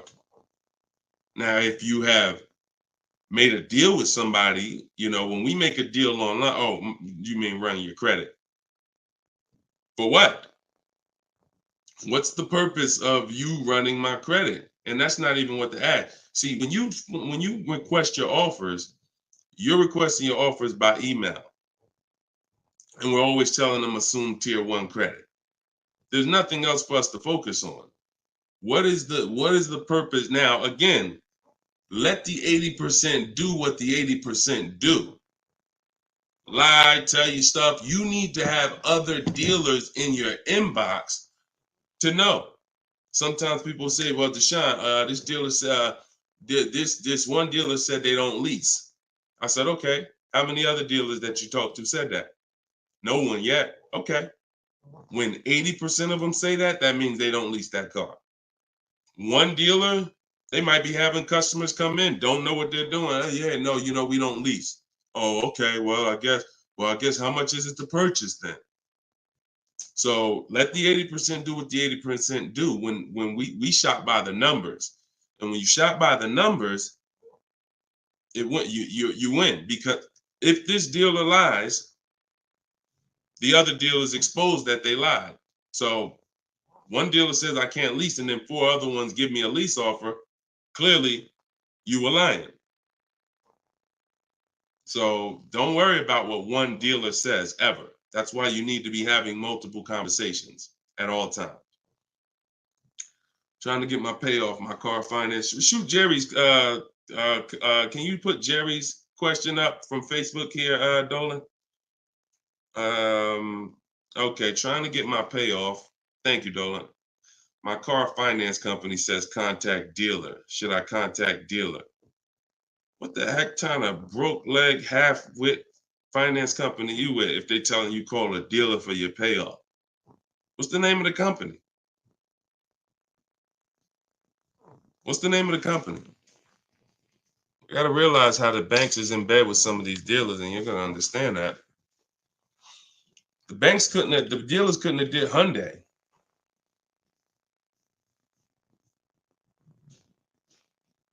Why would they tell you contact the dealer for your payoff? Scumbag. I would call and speak to somebody else. The dealer has nothing to do with the car. If you don't pay that Hyundai, you don't pay your payment for 3 months, is the dealer coming to get the car, or is Hyundai coming to get the car? No, forget about the dealer. The dealer is just a franchise. They're there to sell you the car and put the deal together. Once you drive off, it's between you and the bank. It's between you and the leasing company. So why would the bank be telling you to go to the dealer? It's kind of like they're sending you, all right, so if you're calling for your payoff and the dealer says, oh, well, I'm going to charge you this much and this much and this much, because people will try to get their payoff, or people tried to buy their leases out, which is a terrible idea in most cases, but people were doing it and dealers were charging them a lot of money on top of their payoff, charging them fees on top of the payoff to buy their own lease. So I would call Hyundai and I'd ask for somebody else. I literally try to escalate that. Can I speak to a manager? Can I speak to somebody? Why are you telling me to call the dealer when the dealer is not who? The dealer has nothing to do with the car anymore at all. From the day you bought it, it's between you and the bank. You're the one that I owe. Why can't you tell me my payoff? And I would speak to somebody until I can get somebody on the phone who could give me an intelligent answer. That's ridiculous. That's ridiculous. TikTok quiet today. Y'all quiet on TikTok, boy. What's going on? Are y'all gonna send questions in? Let's keep them coming from Instagram then. TikTok, y'all usually be the ones sending the most questions. Let's go. What's up, Ron? What's up, James? Let's go. Type in your questions if you want. Let's go. We'll be here for about an hour. Deshone got the ebook. Sent email templates out, got responses, perfect. Using the counter offer calculator, perfect. And they usually, and they either stop communicating or say I have to come in to do any further negotiations. We have scripts for that. We have scripts for that. No, none of the other dealers I speak to have said that. Just go to the script. Every single thing is a script because I know what they're going to say. I had to use those same templates. So always keep the conversation. When you make the last counter offer, it's always a question. That counter offer is a question. So now when they come back and say anything, you look for the script that replies to that and keep the conversation moving forward. You know, once you send the counter offers, now you're just getting to the point where you're trying to see who's the best one. That's it. The counter offer calculator makes counters based on the best offer. So whatever that best offer is, it counters everyone. See, and they may stop communicating because they're already high. So if somebody gives me a 1.1% lease and other people give me a 1.4, 1.5, 1.6, when I counter, I'm countering based on the 1.1. Because once one dealer gives me that type of discount, I know that y'all just choosing not to. That's why if they say, how'd you come up with that number? The script is always, it's a little bit lower than my best offer I have already. So they know you can act like this is the bottom price that you have, but we already have the best offer here. That's why we always put in the offers, and the counter offer calculator creates the counter offer based on the best offer. I don't care if none of y'all reply anymore because y'all already showed me y'all are overpriced. So I'm gonna let you know that based on my counter offer, I know this deal could be done. And if the lowest offer, which may happen, says, look, I don't have no more room, I gave you the best, and I snatched that offer. As long as you got 5, then that's really the bottom. And that's the purpose of the counter offer, is to make sure before you close the deal, you have made a counter to make sure you know where the bottom is. But don't let them respond. Forget it. They probably, oh, he made this low offer. You know you could do that deal, but that's all right. I'll get the car from your competition. All good. All good. All right, next question, Dolan. All right. All right. That might not have any other questions. I have an isolated event. Car was totaled. Check getting cut this week. Can I pay to speak with you 30 to 60 minutes for the single purchase? No. No offense. I've been helping groups. You gotta understand, y'all. Look, I have been helping groups buy cars. Look, let me show y'all something, okay? And I'm saying this so y'all understand, right? Since 2021, this is my private group right here. All right. This is my private group. We have 1,400 people in the group. Now, not everybody who joins us in Maps Academy joins the group, because some people just don't come to Facebook. They'll come on my Zoom coaching calls. But this is how I help people one-on-one. Not even one-on-one. This is how, when you see, can everybody see this? I just want to make sure everybody can see this. This is how I work with people. If you're getting my book, you got my book, you got my strategies. This is what we've been doing. Look at the dates. Look at the dates on these cards. All recent. So I don't work with it. It makes no sense for me to work with somebody one-on-one. I don't have to. The people who have been in my group since 2021, we get to the deals, because there's no situation that you're in that's a special situation. I guarantee you that. It doesn't matter. I've had thousands of scenarios. Nothing that you have is special where it requires this special process. Your car got totaled, you need a car, you're going to follow the 7 steps. That's not going to change. If you don't have a car, you can skip the equity assessment. The rest of the 7 steps apply. It doesn't matter. You think you need a special plan. No, you need a plan. And that's the plan that I have in my book or in my group or what I'm answering here. So you can feel free to ask your question. But your situation, this is very common. There's probably 1 million people around the country in your situation right now. Car was totaled, need a car. Common, very common. I know it's like overwhelming for you, not for me though. Super common. Okay, yeah, check your spam, Jerry. Check your spam or your junk folder. All right, Troop Tip. You see that question from Troop Tep on TikTok, Dolan? Unless you got something before that. All right, another one from Instagram. I'm looking to get an electric vehicle, and I'm not one to keep cars. I'm interested in getting a lease, but don't really know how the process works. You must get bids. You must get multiple offers, or you're going to overpay. Electric cars, doesn't matter. Same process. Bid, exotic cars. When you look at, Sean's getting an electric truck. He probably got it already. But he sent me this message, and he was looking at a $73,000 F-150 Lightning. He ended up getting $20,000 off the truck. Now he's buying it. He's not leasing it. So, Taupe had an electric BMW lease. She got a BMW i4 e-drive, $54,000. She got her bids. She ended up saving $8,500 total with the rebates and the discount. She's paying $690 a month for a $54,000 vehicle. So these deals that you're seeing, these are real deals. These are below market deals.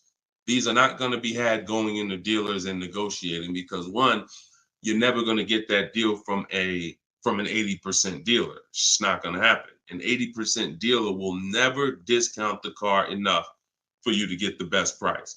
So you don't know. Unfortunately, there's no sign that's on, hey, we're an 80% dealer. Don't come here. There's no sign. The only way that you know is by getting multiple offers. Now, you could do it manually. You can call around, talk to some sales managers, and try to get at least 5 offers. We do it online. We do it with scripts and templates, and that's what's in my book. So if you just jumped on, my new book is called Cars from Home, 7 Steps to Saving Time, Money, and Avoiding Dealerships. It has all my templates in there, all my scripts. It's normally $97. But while we're on, for the next 30 minutes, you can get it for $24 if you get to my link in my bio before the 30-minute countdown is up. Once the 30 minutes is up, it does go back up to $97, which is still a great price because everything in that book is going to save you thousands and thousands of dollars.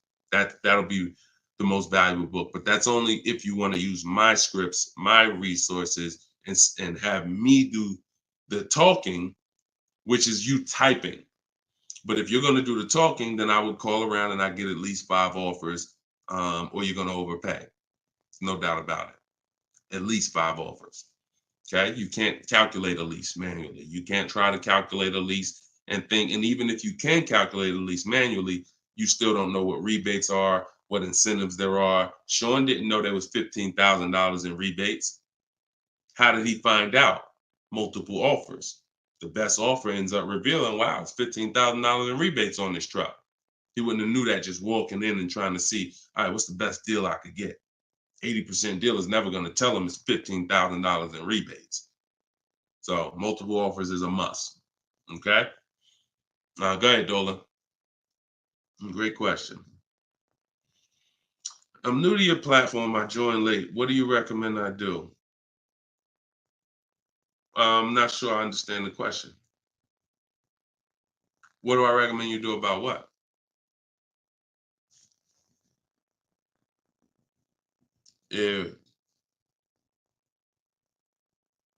Yeah, Troop Tap.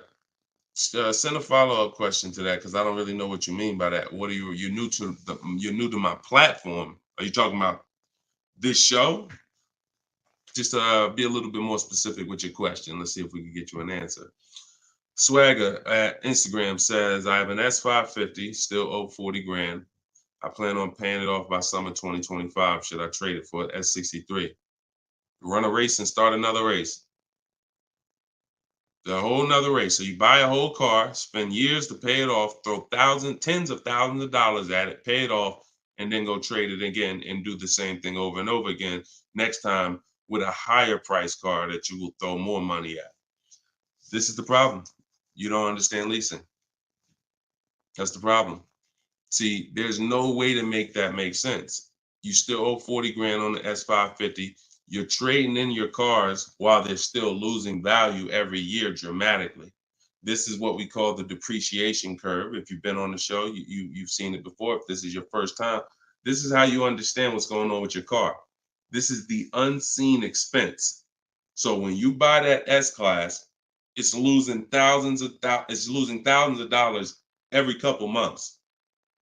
And then you're see, there's three kinds of people. People who get great lease deals. Well, I'm not going to say that. People who lease, people who buy and keep long term, and they keep long term so that they can avoid the depreciation. And then there's people who are stuck in this middle right here. This is 2 years, 3 years, 4 years, 5 years, 6 years, all right here, when your car is losing the most money. So what you do is, see, it has nothing to do with how you paid for it. You can pay cash, doesn't matter. When you take a loan, now you're financing this depreciation and you're losing more. But when you say, all right, I bought this S-Class, now for the next 6 years, it's going to lose tens of thousands of dollars, and then I'm going to turn around and I'm going to trade it.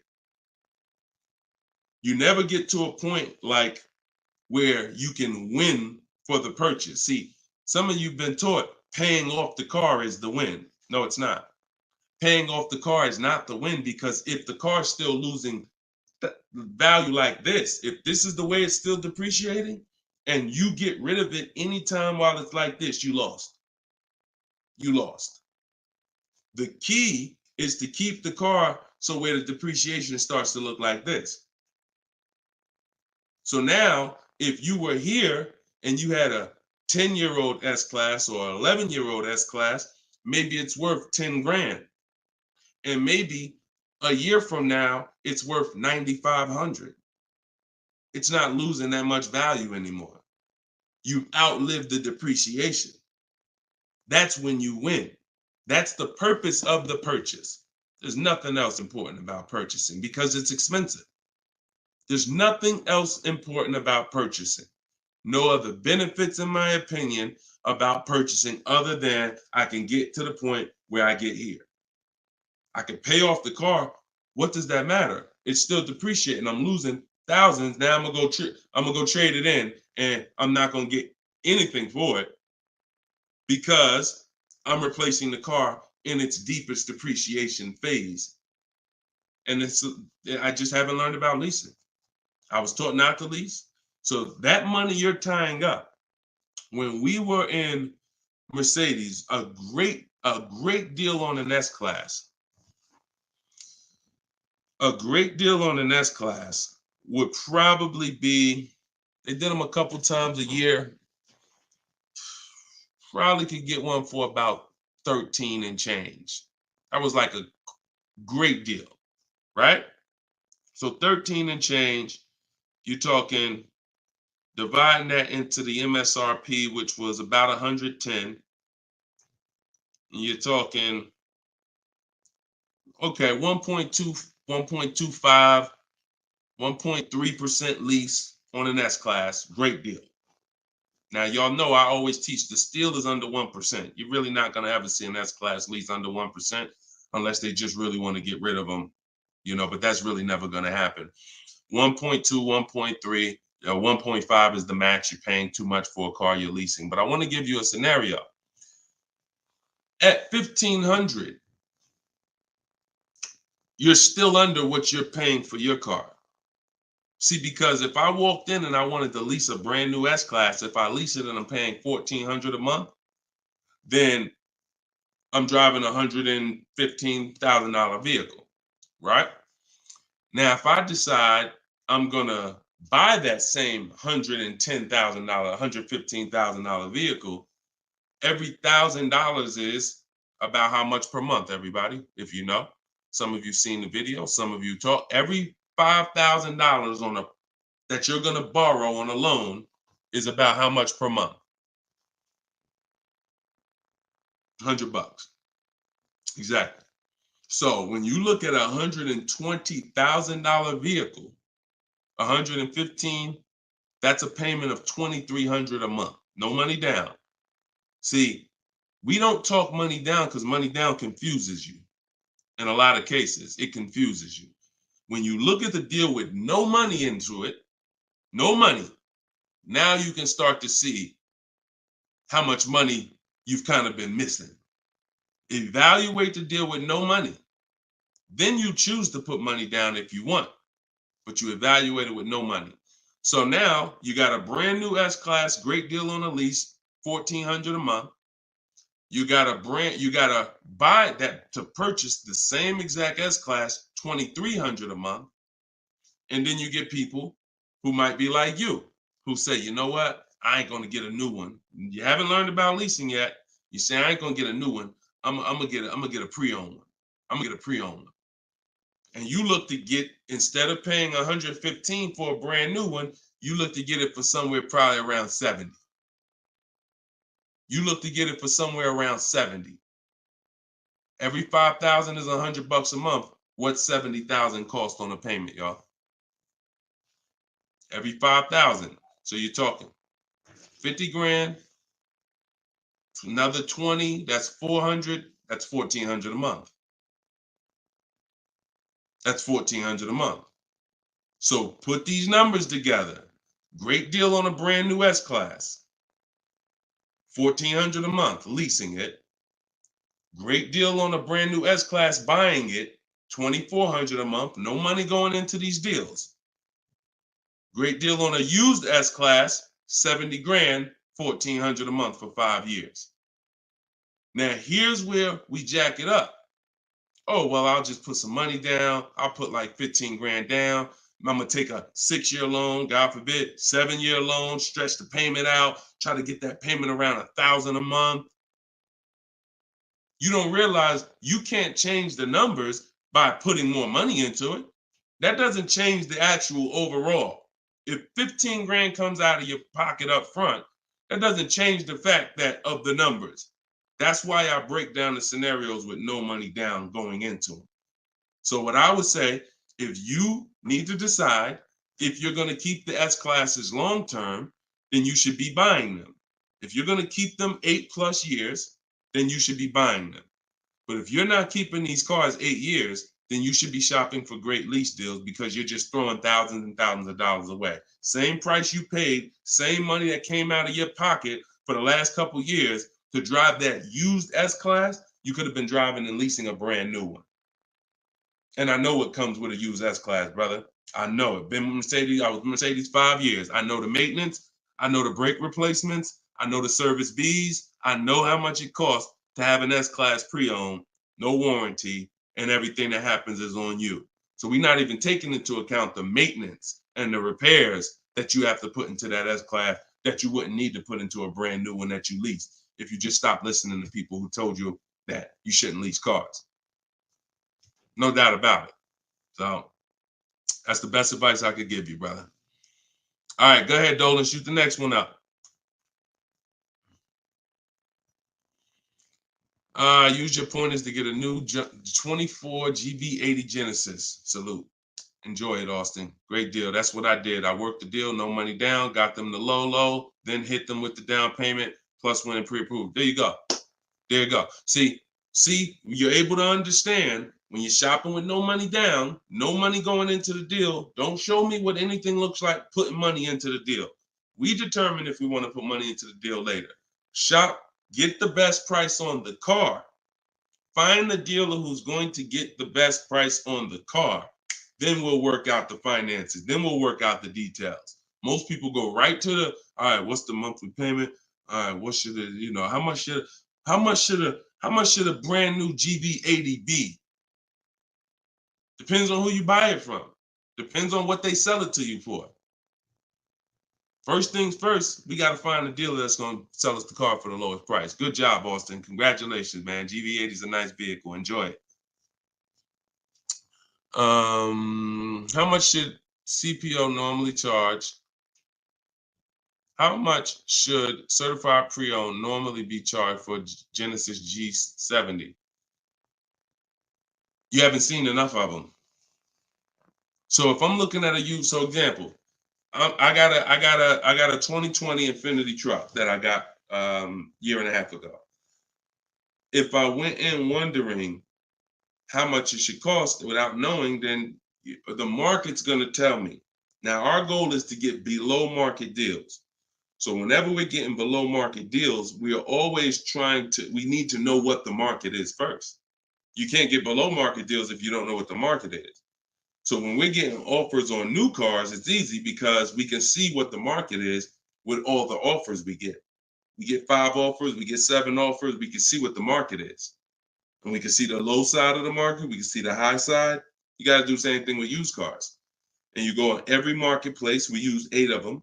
We use cars.com, Driveway, Carvana, CarMax. Some people say, oh, CarMax is, if they're, listen, I don't care if CarMax is overpriced 90% of the time. The 10% of the time that they're not, they're going to be in the runnings. You know, it's like Best Buy.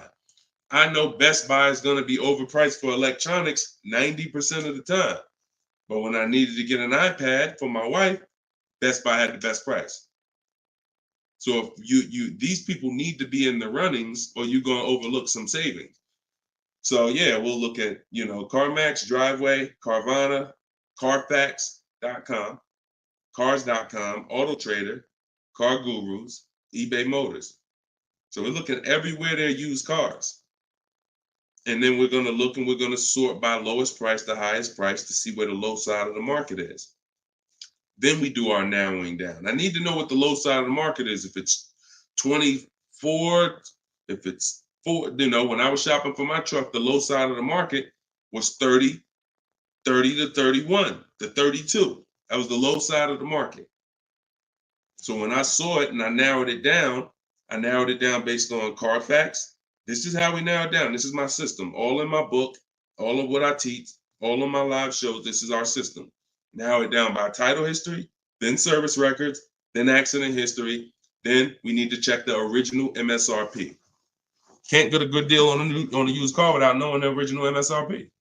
How you gonna do that? Who's bought a used car in their life? Type the letter U. If you bought a used car in your life, type the letter U in the comments. Anybody who's bought a used car, type the letter U.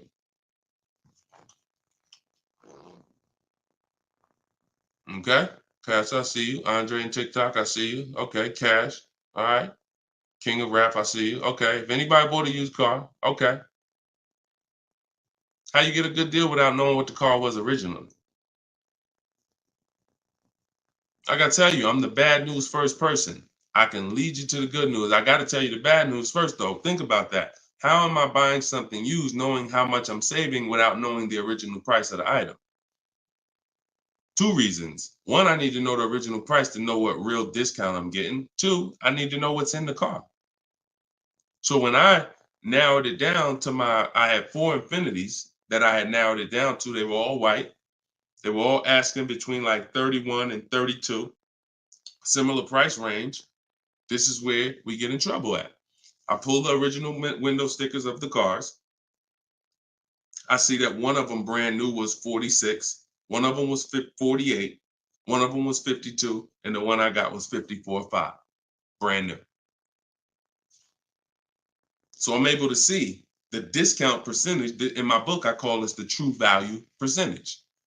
This is all that matters when it comes to price. And once you do the check and make sure it's a good car, title history, service records, accident history. Okay, now it's time to get to the money. I need to know what the car was originally. I know 54,000. This one I paid 31.8 for. I got a 42% discount. Now, if I would have took the one that was $1,000 less on the asking price, because I didn't know how to do this. Now I didn't know that one was only 48,000 brand new. So it's a smaller discount. It's probably only saving me 30 something percent. The one I got was 42%. Forget what the dealer's asking. The dealer was asking $1,000 more than the other ones I was looking at. But once I saw what the original price of the car was, I knew that that was the best value because you got the most expensive car brand new. Why would I take a car that has less equipment because they're charging $1,000 less for it? But it has 7,000 less equipment in it, 7,000 less features in it. It's the little things, y'all. It's not the big thing. It's the little things that you're missing. And this is what we do. This is why I'm here. And for those who are willing to listen, we teach you how to do it the right way. These things you haven't been taught to do. And once you hear it, you're like, dang, that makes sense, right? How the heck? Why wouldn't I want to know what the new price was? Don't even know what equipment's in the car. I knew the day I got the car, it was an edition 30. I saw the original window sticker, remote start, all these features, backup cameras all around, black mirrors. I saw all of that because I got the original window sticker. These are the things you must do. And the last thing we do is we verify there's no bogus fees before we go to the dealer. Because some people will be in the lowest prices online, but they have no intention to sell the car for that price. They want you, they're depending on you to come in because they know other people will, untrained, no strategy, walk right in. Hey, I saw the price online. Okay, yeah, sit down, sir. Let me do these numbers for you. Price goes up by $5,000. No intention. So you wasted your time. I'm listen, God bless you. Yo, Deshone, I'll just walk away. I'd rather not walk away. I'd rather you not have to walk away. And when you truly learn the science and the right strategies of shopping online, like I'm teaching you, you won't be walking away because all you lose when you walk away. Still need a car, don't you? Somebody else just gonna buy that car. It's not like you like, oh, I'm gonna put a sign out. Nobody buy this car. They wasted my time. That car gonna sell.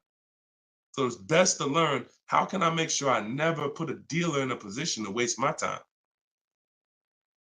Because while you were at that dealer that was overpriced, the best price car was selling. Because the best price cars don't wait online. They 24, 48 hours, they're gone. So while you wasting your time with the fake dealers, the best ones are the car's gone. That was really the good deal. Okay, so you do all of this from home before you go. By the time you go to a dealer to see a used car, you should already know if that car drives the way I want it to drive, the deal is done. This is the best price online. And when I get there, I usually ask for $500 to maybe $1,000 off when I get there. Never over the phone. You have no leverage. Why would I call a dealer that I know, I've done my research, you got the best price car in the market, and call them and say, hey, could you take off another $1,000? No, there's no leverage there. You make sure there's no bogus fees. Then we go. We're there. We test drive. I like the car. Could you do another 500, 1,000? If they say no, you know they're honest. Hey, I don't have a room. Oh, hey, I just put the car online 2 days ago. Like, I haven't even given it a chance yet. I understand. I'll take it. See, you got to know when a deal is in front of you. And that's the problem. You don't have enough information to know when a deal is in front of you. So you're going to hesitate. And you're going to walk away from a deal because you think, oh, nah, dude don't want a deal, man. I asked him to take off $2,000. You can't take off $2,000. You didn't do your research. Because dealers use a tool called vAuto. They know where their car is priced in the market. vAuto tells them where every similar car is priced at online. So if they're the top 3 prices online, they run their business a different way. They want to sell cars fast. You can't go in thinking you're negotiating with someone who marks their cars up by thousands, who's number 15 on the price list. You walk into the best price deal online and think, yo, I'm asking for $2,000, $3,000 off. Let's go. You don't want to negotiate? No, you got it. And when you do your research, you know where the best price is. And that's what I want you doing. I want you walking in, if you're shopping for a used car, knowing this is the best price car in the market. I verified there's no bogus fees. I'm going to drive it, and then I'll ask for a little money off when I get there. And regardless of the answer, I know I won. They split it with me, I won. They can't do anything more because they're the lowest already, I won. If they accept the offer because they're just like, listen, you drove down, man, let's go, let's get it over with, I won. Either way, I win. That's the name of the game. Thanks, Austin. I appreciate you, man. Go ahead, Dolan. Next question. Okay. Casa Day, could y'all keep, if y'all gonna spend some time with us on TikTok, can y'all tap the screen and just run the likes up for us so we can get TikTok, so we can make sure TikTok knows we're doing something big over here. They can send some more people over. Appreciate y'all. Yep. Thank y'all. I see them running up. Thank y'all. Every couple minutes, y'all just tap the screen. It just helps the broadcast. We appreciate you. This is from Facebook. Casa de Cel. Hi, I'm paying off a Land Rover. Blue Book says its trade-in is $40,000. That's garbage. So throw that out the window. Blue Book is trash. Blue Book is a marketing website. They don't buy cars.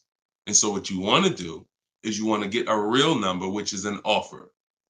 Your car is not worth what an algorithm says it's worth. Your car is worth what someone's willing to pay you for it today. So you want to go, this is part of our process. We call it equity assessment. There's 7 steps in my book. Once you decide leasing versus buying, that's step 1. Most important question is, am I going to lease or buy? Because you can't get a good deal on a purchase if you should have leased. No way. If you were supposed to lease, because you don't keep your cars 8 years, but you bought, you have a horrible deal. You're going to lose it depends on the price of the car. You'll lose over 10,000 on a higher price car. You probably lose 4, 5, 6 grand on a lower price car, at least 4 grand, 5 grand. So that's step 1. Now, once you decide that, we move to step 2, which is the equity assessment. Equity assessment is any vehicle we have, we need to assess if there is equity in it or what the equity is. And it's based on offers. So when you go to Kelly's Blue Book instant cash offer, not KBB, not Blue Book, instant cash offer, Kelly's Blue Book, you're going to see that Kelly's Blue Book led you astray. In most cases, telling you your car is worth $48,000.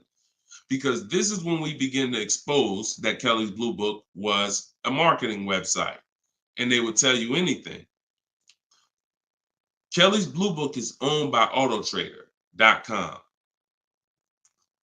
What they began to do maybe 7 years ago is they begin to buy cars. So they didn't just give you there was a little button on here that says, we'll make you a cash offer. And I would do this with people in the dealership when I was there. They would come in and say, hey, Blue Book said my truck is worth $48,000.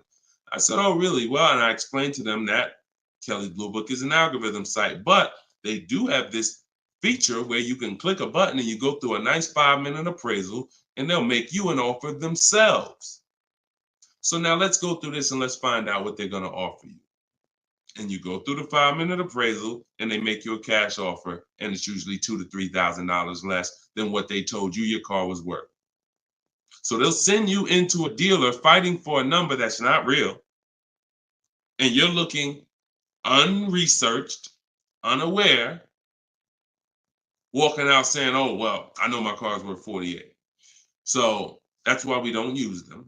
And again, the offer you're going to get is from them. So it's not even like, well, oh, we don't use Kelly's Blue Book. And then, no, we use Kelly's Blue Book, the instant cash offer tool. And you're going to use that. You're going to use CarMax. You're going to use Carvana. You're going to use Driveway. You're going to use AutoNation, Sell My Car. And you're going to use Car Guru, Sell My Car. And this will take you about 20 to 25 minutes. You're going to get 6 offers because everything we do is a bid. And then you'll know what your car is really worth. That's the first thing. Before you think about what you're going to replace the car with, let's get the real most money for your car. Equity assessment. So do that first. Okay? Yeah, Kelly's Blue Book is trash, but not the instant cash offer tool. But yeah, we would be sitting there and the person will have their printout, like a number like that, 48,000. And then we go right through it and they're like, oh, wait, now they only offer me 45. Yeah, right? So if the people who told you your car is worth 48 is only offering you 45 for it, what does that tell you? Oh, go back to that site that they offered you 48. You see all those banners, see all those marketing banners and ads? Yeah, that's why they need millions of people to come there to have that make sense for them. All right, go ahead, Dolan. Next one. Right. This one's TikTok. Can I get advice on walking in a dealership with a check in hand strategy? Don't walk in with a check in hand. 80% of deals are overpriced, Andre. You can walk in with a check in your hand. If you get somebody who's really good, they're going to take the check. And that's the mission. Get that check out of your hand into our bank account. And if you're dealing with an 80% dealer, you lost.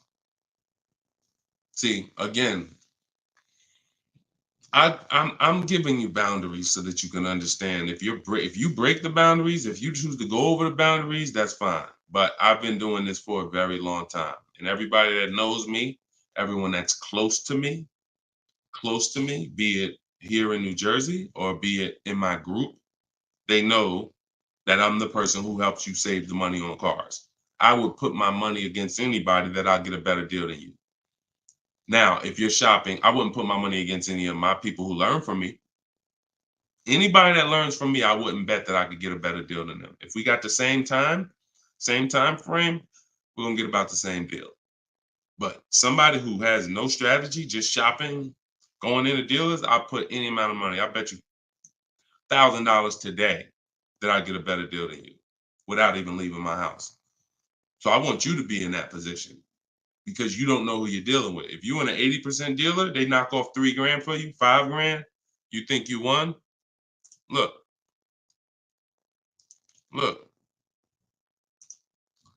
Kimberly. A little while ago, she got a Maserati. Posted this in the group. It was a $91,000 Maserati. She ended up leasing it for $944, but I want to show you the money breakdown. Before she accepted that offer, she had an offer of 20 grand off right here. So she had an offer on an 86. So pay attention to this. $86,000 vehicle, they were taking 20 grand off for her. 20,700 to be exact. She ended up going and getting a $91,000 vehicle for $944 a month. So even a better deal. So she ended up saving more than 20 grand, more than 21 grand. Why is this so important? Because if she would have went in and got excited, she'd have walked into a dealer, walked in, and somebody would have said, all right, listen, I know you're serious. Today only, I'll knock 10 grand off for you. 10 grand. She probably never heard that in her life. $10,000 you're going to take off the price of the car. Yeah, I knocked 10 grand off. All right. Somebody who's not educated, someone who's not researched, rather, someone with no strategy. Let's go. Let's sign that. And telling our friends, you know, they took 10,000 off for me. Until we get 5 to 7 offers, we don't know what the best number is. She wouldn't have saved over 21,000 on her brand new Maserati. So when we talk about this money is not hundreds. This money is thousands. Some of you, if you're buying luxury cars, tens of thousands, 5-figure deals that you are going to just leave on the table. Going in, that's some 1990 joint. Oh, walk in, check in hand. Yo, I got a check. Who wants to sell me a car? 1990. You're doing the same things that someone in 1990 did. Let that sink in. So what do? You stay home, you get offers from home. Now, all of you who are like, Deshone, I want to do it your way. I don't want to have to figure this out. Give me the roadmap. That's my new digital book, Cars from Home, 7 Steps to Saving Time, Money, and Avoiding Dealerships. All my scripts are in there. My strategies for leases, my strategies for purchases, my strategies for used cars, the bank bidding war, where we make banks and credit unions bid for our loan. We guarantee all the money that we want to guarantee that there was not a dime that we could have saved when we make our car deal. And the only way that's going to happen is through bids. When I sell my car, not trade it, I get bids. When I buy my car, I get bids. When I get my loan, I get bids.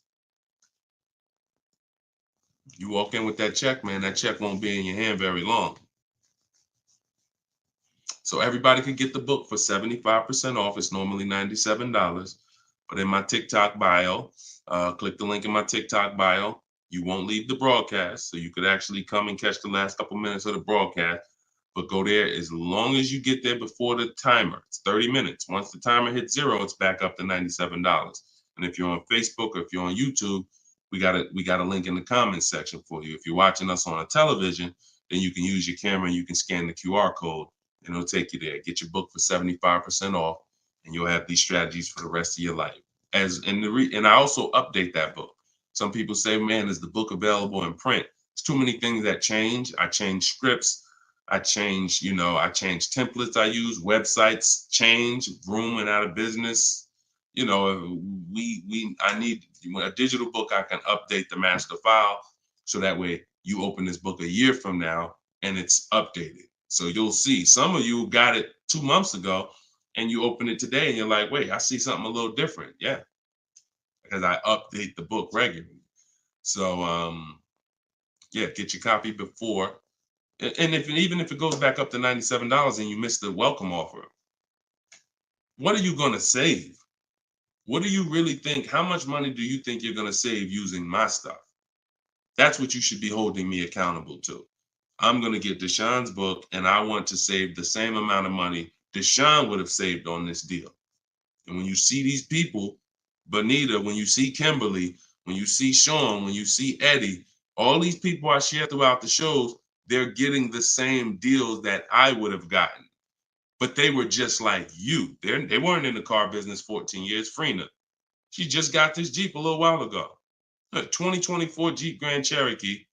Look, $65,000 MSRP, $579 a month, 0.88% lease deal. I use all the scripts, contacted the dealer, I followed the program, used the scripts, contacted the dealer, sealed the deal. We're in a different world. So you either gonna come over to our world or you're gonna stay in your world. And your world is painful and expensive. Painful and expensive. Spending hours in dealerships, multiple visits, going back twice, 3 times. Painful. Every car deal I make is from right here where you see me at. I'm right here. Go ahead, Dolan, shoot the next one up. Austin, I see you. God bless you and everyone online. I have to get back to work. Thanks for checking in, man. Always enjoy the new car too. Because my payment is due in 15 days. Enjoy, man. God bless you. Swagger from Instagram says, it's smart to buy the vehicle after leasing it for 3 years. No, it's a horrible idea. You've already had the vehicle for 3 years. You're buying a used car now. So leasing and purchasing is an entirely different philosophy. When we lease, we're getting great lease deals. We're driving vehicles for pennies on the dollar compared to people who purchase them. All those lease deals. You saw Frina, that same $65,000 vehicle is $1,100 a month. Someone is out there paying, unless they put up a ton of money down, they are out there with that same Jeep that Frina just picked up and they're paying $1,000 plus a month for it. She's paying $579. Why? Because they said they don't lease? Well, you go ahead with your non-leasing stuff and pay double what I'm paying. Now, if you're keeping the vehicle forever, 8, 10, 12 years, in my book, I created the 8-year rule. The 8-year rule is when you begin to win as a purchaser, because that's when the depreciation is going to cool off and make sense. You can get some of this money back because the person who's leasing is killing you in terms of the money that's not coming out of their household compared to yours. They're killing you. So you now need to try to catch up one day. And if you catch up, the only way you catch up is you keep your car until the depreciation cools off 8 years, 9 years, 10 years, 12 years. And that's where you win. You can't do that with a lease. But keeping your car 6 years or 7 years is not anywhere near enough time for you to catch up to a person who leased and got these great lease deals. Because you're paying for the whole car. New car, used car, doesn't matter. A new car, you're paying thousands more than a person who leases. A used car, over 8 years, you're paying about the same money as a person who leases for a used car. So by the time you go and replace that car, if you kept it 8 years, your car's already 11, 12 years old, 13 years old. Person been leasing, been driving brand new cars. So there's no comparison. It's great lease deals are here, long-term purchases are here, and everyone stuck in the middle is just losing thousands and thousands of dollars. I'm sorry to tell you, but if I don't tell you, no one's going to tell you. You buying cars, trading them in 4, 5, 6, 7 years, when they're still depreciating heavily, you're losing compared to people who purchase and keep long-term and people who get great lease deals. You're losing thousands. If you buy your lease, now you're switching and saying, okay, why do I want to buy a used car now? Because that's all buying a lease is. Let's take let's take the aspect out of it that complicates it. When you are buying your lease, you're buying a used car. That is it. Except you don't have to go search for it. It's right there in your driveway already, and that's the only difference. So what makes you say I'm going to stop leasing to buy a used car? You'd have to be saying I'm ready to keep something long term, 8, 10, 12 years. So if you're ready to keep something long term, then buy it. Because you're going to need to be committed to keeping it long term because you've already been driving it for 3 years. You've already been driving it for 3 years. So where are we actually going? You're going to look up in 3 years, 3 more years, and you're going to say, Dad, I had this thing 6 years now. Now, if you're like most people who buy their leases out, you're going to take a 6-year loan. Because in order to get a comparable payment to what you were paying for your lease, you're going to need a 6-year loan. So now you're going to look up that, just so you know, 6-year loan plus the 3 years you leased it, that's 9 years. Same car. Same car. So you're paying on the same car for 9 years. And then you look up in 3 more years and you're like, man, you know what? I'm ready to get out of this. Still got 3 years of payments left. Only scenario where you can pay on a car for 6 years, turn around and still have 3 years of payments left is when you bought your lease. Makes 0 sense. Makes no sense. Unless you're keeping forever.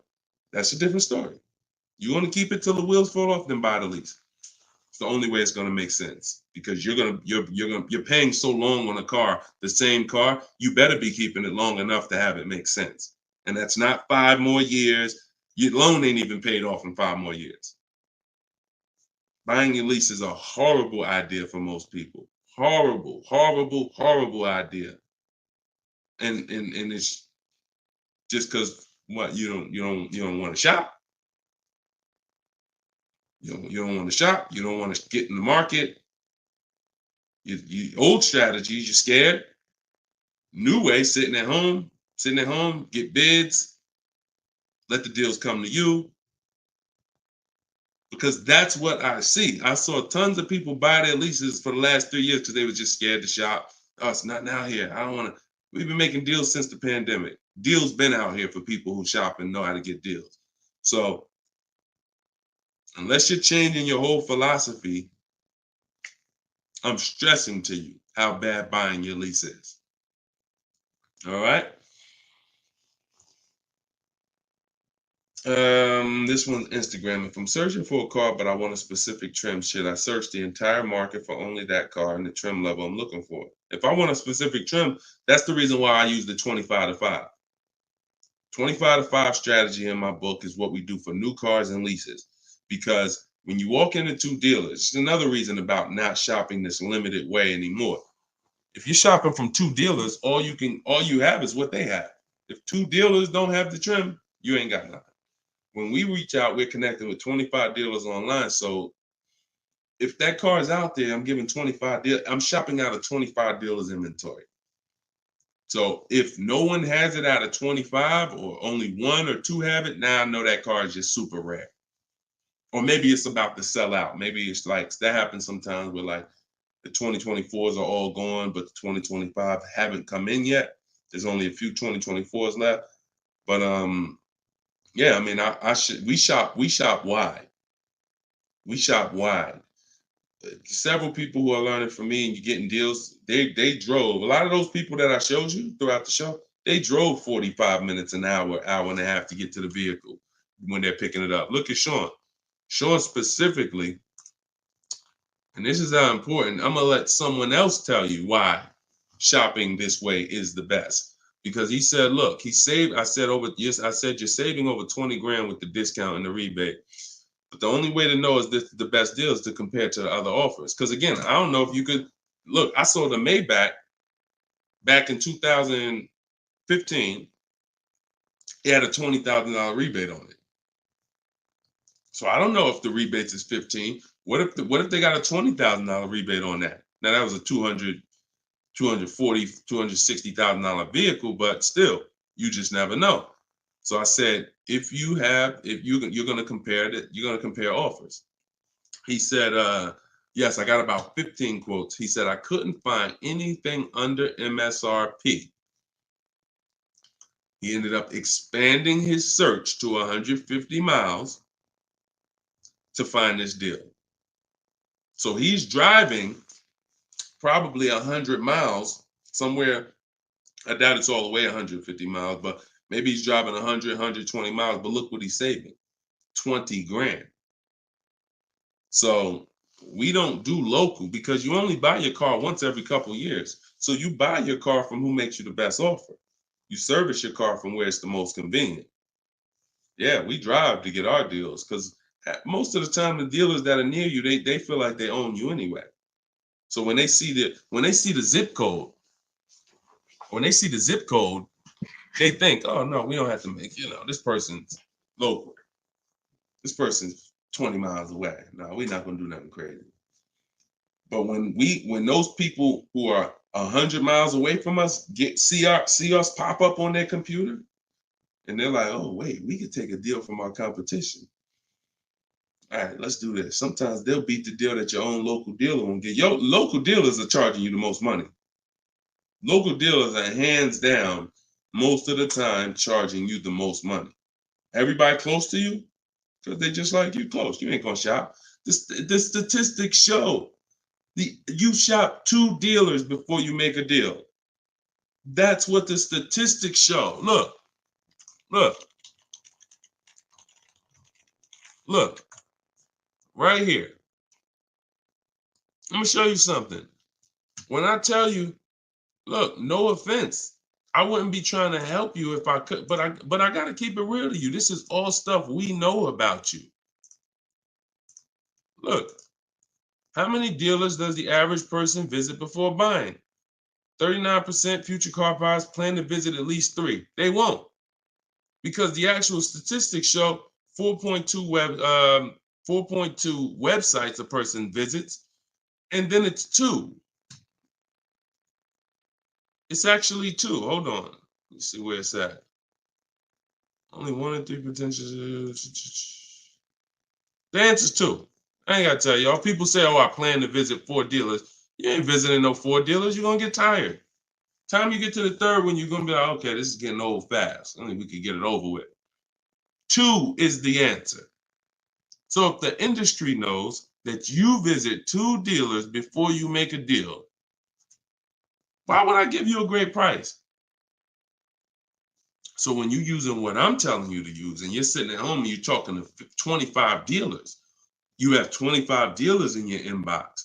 When you're sitting at home and you're looking at all the used car market in a 150-mile radius of you, oh, now you're not the normal shopper. The normal shopper is going to get the normal deal, market value or over market value. That's what normal shoppers get, depending on how bad you are, over market value, depending on how unaware you are. But market value, over market value, that's normal.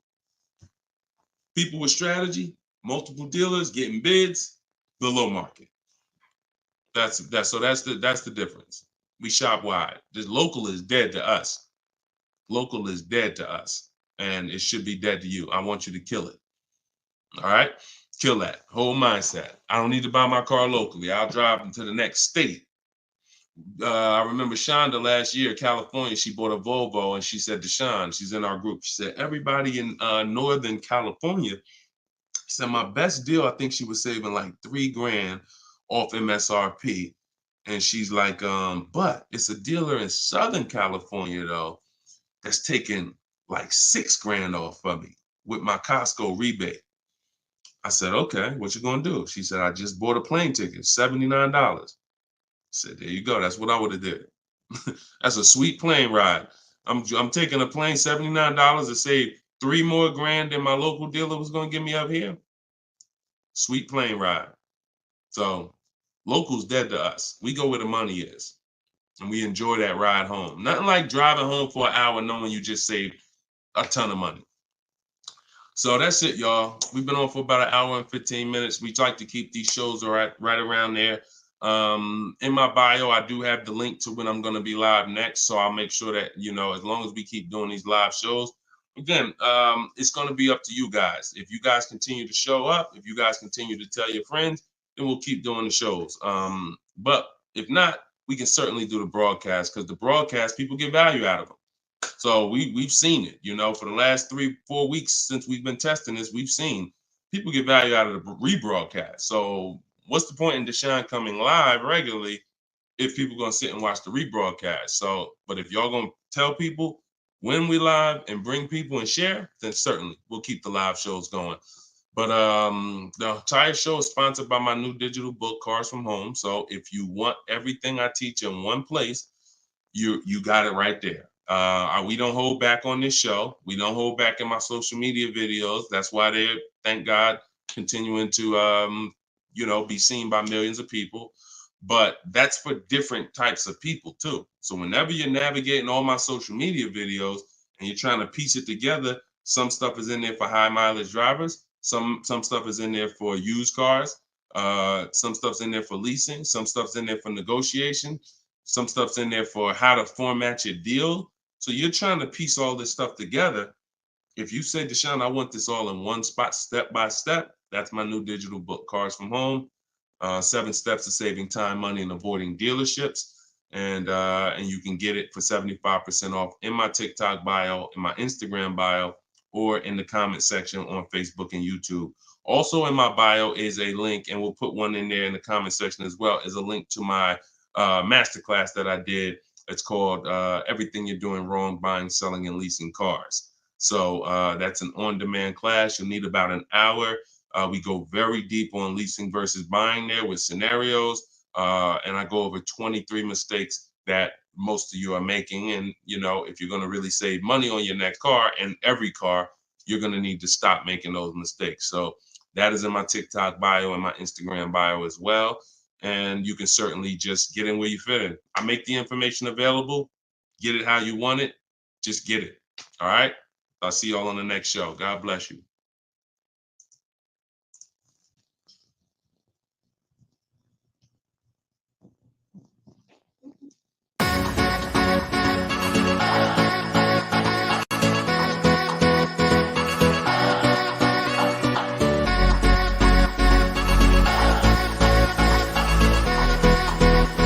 The worst possible thing you could say when you walk into a car dealership. I spent 5 years with Mercedes-Benz, 5 with General Motors, and the worst thing a person could say when they walk in is, if you could just get me to this payment, we got a deal.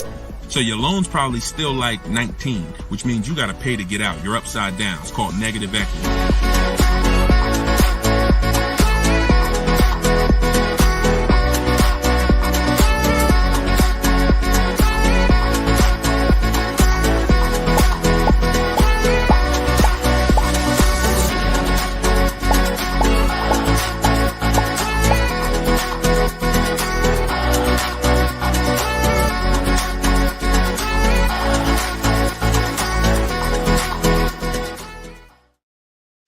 What's going on? Welcome, everybody. This is episode 9 of Car Shopping Questions and Answers. I'm your host, Deshone, publicly known as Deshone the Auto Advisor. We're live now on 4 platforms: TikTok, YouTube, Instagram, and Facebook. And this is our live show. It is Tuesday at noon. We do these shows throughout the week to make sure when you are ready to get car shopping information that no one else is going to give you, you know where to come for it. So you guys can start typing your questions while I take care of the housekeeping. We have Dolan in the background who'll be bringing your questions in. Shout out to the people running the likes up on TikTok. Appreciate y'all tapping the screen. I'm the author of the new digital book, Cars from Home, 7 Steps to Saving Time, Money, and Avoiding Dealerships. And I feel it's only right to start this show with 2 reports I got, which were great. I had somebody write us and talk about the deal they got on this 2024 Mazda CX-90. MSRP was $44,820. They got a $6,500 discount from home. Shout out to you, Tiffany. I appreciate it. This is what we do. And when we think, when we launched this live show a few weeks ago, my plan was my prayer rather was that people would take the book, use the book, write me your success stories so we can feature you here and feature your deals. These are below market deals. These are not advertised deals. And she got this by handling the process from home, getting multiple offers like we teach. We also had Barrett write his review on Goodreads. So we were 4.94, almost 5 stars. Book is outstanding, a must-have for anyone seeking to buy, lease, or even sell a car. It's presented in a very professional, easy-to-follow, step-by-step manner that covers every situation from buying, leasing, cash, credit, good, bad.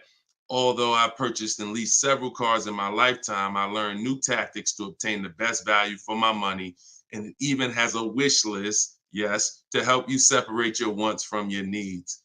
Come on, Barrett. Appreciate you so much. Everybody who wants to get your copy of Cars from Home, it's normally $97, but for the next 30 minutes, you can go to my TikTok bio or my Instagram bio, or we have a comment pinned for you guys on Facebook and YouTube, and you can get your book for 75% off. So you won't pay the normal $97. You'll pay $24. But once that timer hits 0, your price is $97, which is still a great price. So now that the housekeeping is done, we can start with the questions. And if you got the first one, Dolan, feel free to bring it in while I put the banner up for those who want to get their book. Okay, is it better to shop online or in person? Well, you have no leverage in person. In person, you're competing with a person who negotiates every day, 2-3 times a day throughout the week. You're no match. I don't care how good you think you are. The best trained professional is just going to be better than you. And that's because they do this every day. Now, the second reason it makes no sense for you is because from a leverage position, you can't put them against their competition. You don't know where the real bottom is. And so you're going to overpay. And even if you get a good deal, who's done this? Be honest. You leave the dealership and you're like, you think we did okay? You think we could have got a little bit more? Think we could have got a little bit more off? That's called buyer's remorse. That's the seeds of buyer's remorse. Anytime you wonder if you could have got more money off, that's buyer's remorse. So we never wonder, and the way you don't wonder is by shopping online, getting multiple offers from multiple dealers, letting people compete for your business, and then choosing the best one. And if you really think about this, this is how you shop for everything in life. This is how you shop in the grocery store. When we go into the grocery store, we're not looking to try to not overpay for the spaghetti sauce, right? We're not looking at hoping that we don't overpay for the grapes today, or let's use for the potato chips we're going to buy, because we already know there's so many options and there's so many people that are competing against each other to sell us something. And that is how you guarantee your best deal, when you have multiple people competing. So when you are leasing a car or buying a car, you need to get at least 5 bids. When you are buying a used car, you need to be shopping wide. You need to be shopping within 75, 100 miles of you. And that's a minimum.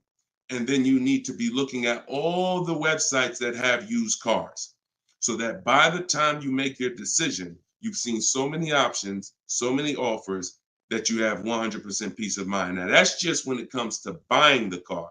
When it comes to replacing your car, because some of you know there's a word we don't use, it's a T word. It's 2 words we don't use. One is trade, one is down payment. Because we sell our cars, we don't trade. You never get the most money for something trading it. I don't care what you have. You got a baseball card, You trade that baseball card for something, you're not getting the most money for the baseball card. How do you get the most money for the baseball card? Put it on the market.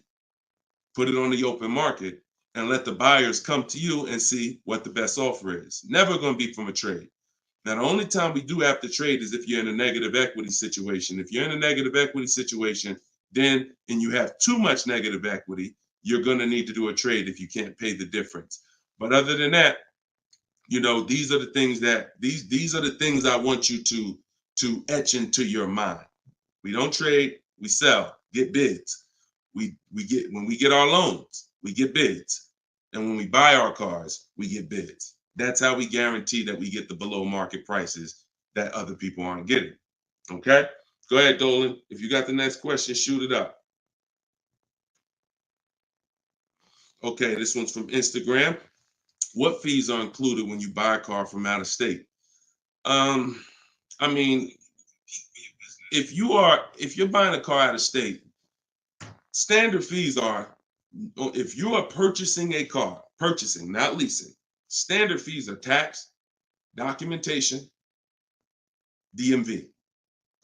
Tax, documentation, DMV.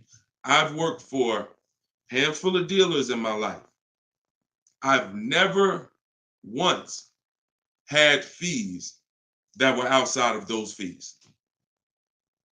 Never once. Shout out to y'all running the likes up. Could y'all keep running the likes up on TikTok? And shout out to the sharers. You know we appreciate you. Thank you for sending your friends. Thank you. Listen, you should at least be tagging your best friend. Whoever your best friend is, and hopefully we all have at least one. That's the person you should be tagging. They'll thank you. No one's gonna get mad at you for sharing my stuff with them. I guarantee you that. But shout out to the sharers. I appreciate y'all. So when you are, so that's an indicator. Any dealership that is making up these fees that have run rampant over the last 4 or 5 years, prep fees, marketing fees, internet fees, low jacks, we call that padding the deal. You know, you're just packing on stuff, and what you're doing is you're leaving yourself room to negotiate. We don't like to buy from those dealers because those are 80% dealers. I saw somebody ask yesterday on the show, what's an 80% dealer? We didn't get a chance to get to that question. 80% of dealers will overcharge you.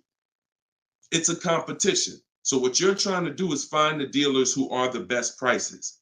And the 20% are the great people. They're the honest ones. They're the ones who are not afraid to compete. These are the people we want to buy cars from. And so once you find the honest dealer, but you can't walk in to find them. You have to sort for them. Because if me and you are standing next to each other on the street and there's 10 dealers in front of us, and they say to us, 8 of these dealers are overpriced. 2 of them are the best price, but there's no label on them. What's the odds that we're going to walk into the 2 that are the best price? Not really that good, right? But if we're at home and we're talking to all 10 of those dealers at once, we're going to reveal who the 20% is. So that is our goal. Our goal is to always find and buy from the 20% dealers, and we let them come to us through online bidding, through online shopping, never through walking in and dealing. Because if you're dealing, as I said, with a dealer who has padded that deal so much, you go look at that deal and there's $4,000, $5,000, $6,000 in made up fees to pad the deal. There's no amount of discount you can get where you're going to get a below market deal. They've just set it up that way. I could take off $5,000 for you, make you think you won. You're still not below market. So that's the psychological things you have to understand. And that's why we shop from home. All right, shoot the next one up, Dolan. Great question. All right, good question. I see Instagram coming through with some great questions today. Keep typing your questions. TikTok, if my lease is expiring, can I go finance a new car? Is there equity in my lease? Well, the first thing you need to do if you decide, well, first of all, you got a little switched up there. It sounds like you're trying to go from a lease to a finance. That's not usually normal. What's normal is you go from a finance to a lease. Because a lot of you who found out that you're not keeping your cars 8 years, you're breaking the 8-year rule, you're overspending by thousands of dollars because you were taught never lease. So a lot of you have found out over the last couple weeks of shows, or maybe you watch videos, or maybe you went to my masterclass and you found out that that was bad advice. Not only was it bad advice, it was very expensive. It has cost you more money than you should even calculate. It doesn't do you any good to calculate how much money you lost not leasing when you're not a long-term person. But that's the more common path, finance to a lease.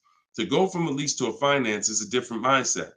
You go from getting cars, paying a very small amount to drive brand new cars, and then transitioning to a finance. So first step, my process is 7 steps.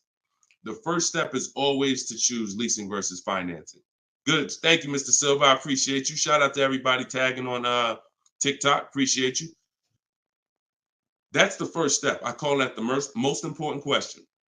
So for everybody's on here who's car shopping, if you're car shopping now or you will be in the next 12 months, type me in the comments. Everybody who is car shopping right now, or you're going to be car shopping in the next 12 months, type me in the comments. And I'm going to give you the first word. And I want y'all to always, when you come on this show, be prepared to dialogue. Like, be prepared to dialogue. Have your hand by your keyboard. You're going to learn a lot more engaging in the dialogue than you will sitting back and just listening.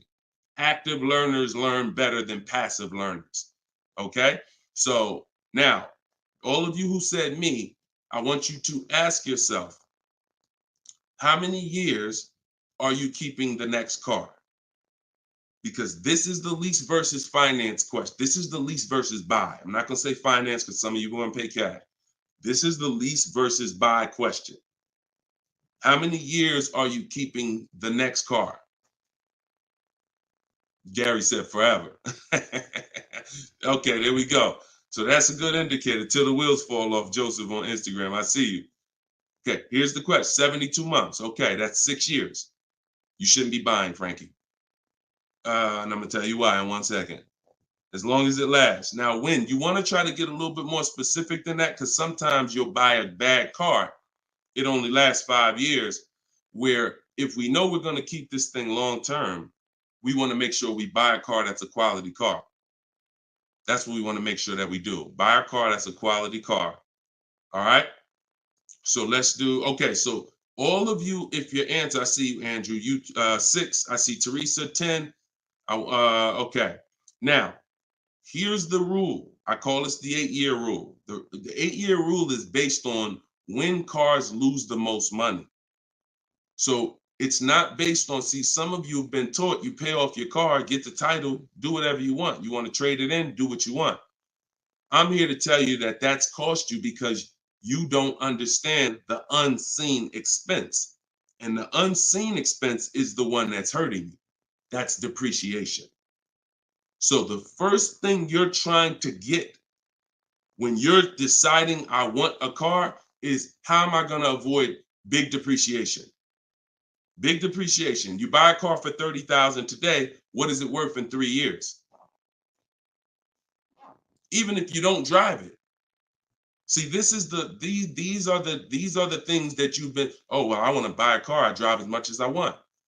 But even if you don't drive a car, if I sat a car right outside your house right now and said, Lily, this car is worth $30,000, and you said, Deshone, I don't need a car. I already got a car. And I said, but it's yours. Here, it's yours. It's worth $30,000.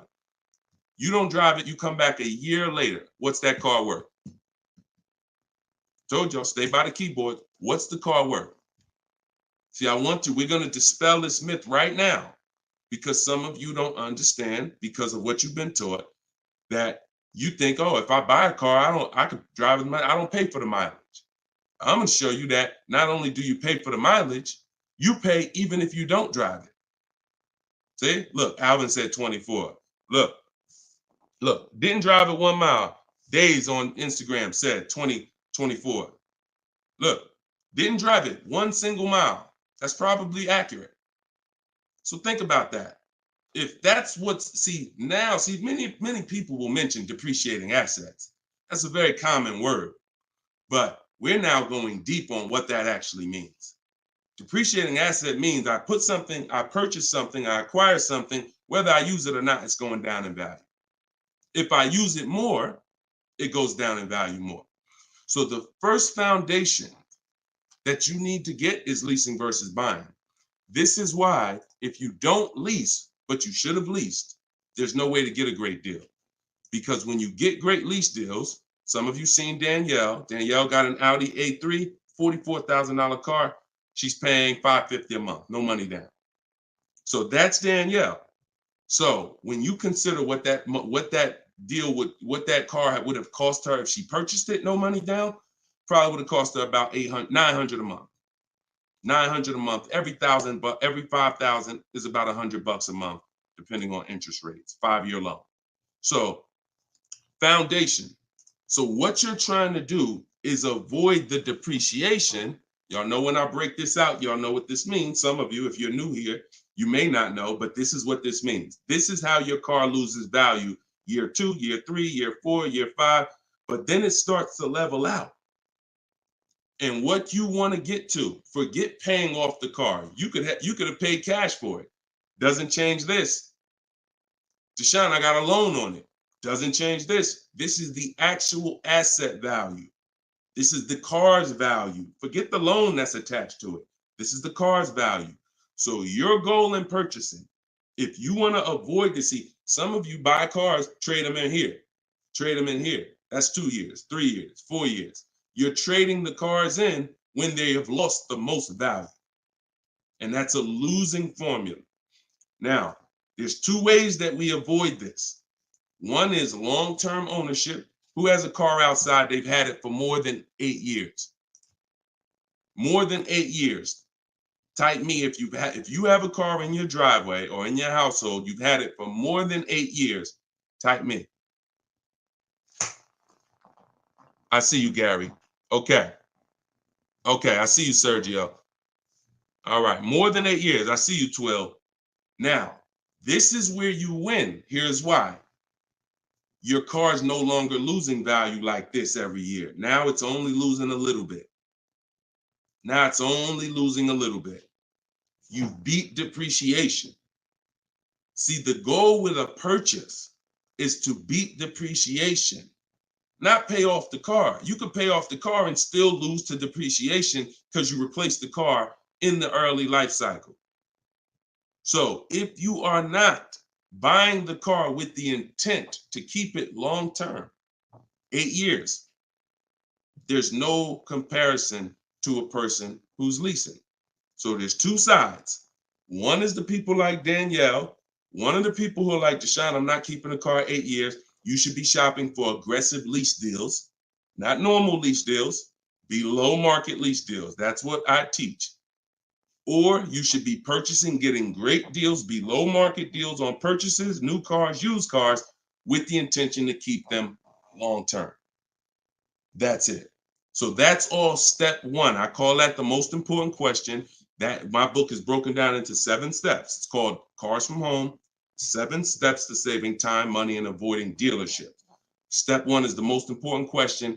That's what we just hit on. It's the leasing versus buying, because you need to pick a side and you need to have a long-term plan based on what side you're picking. You can't be stuck in the middle. Stuck in the middle, you're going to lose all the money. You lose all the money stuck in the middle. Purchasing cars, flipping them in 3, 4, 5 years, you're losing all the money. Buying your leases out at the end, you're losing all the money because you're mixing the 2. Lease or buy long-term. This in the middle right here, that's the danger zone. Everybody clear on that? If we're clear, type clear. If we're clear, type clear. All right? This is Monday's live show. But wait, what day is it? This is Tuesday. Tuesday's live show, 12 o'clock. So whenever y'all don't see the banner on the show, then you know it's live.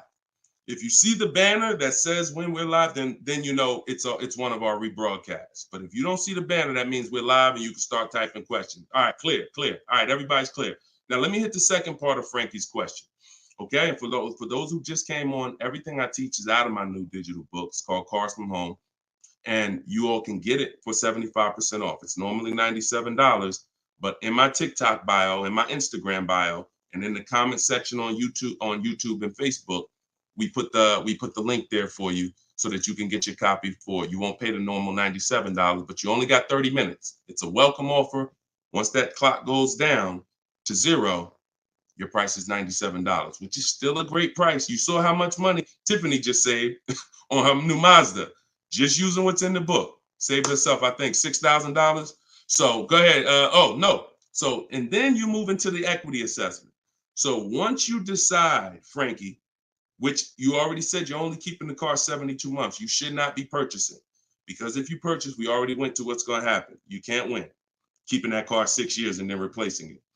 So you should now be doing your equity assessment, which is calling your bank, get your payoff, and then you're going to go to the cash buying websites.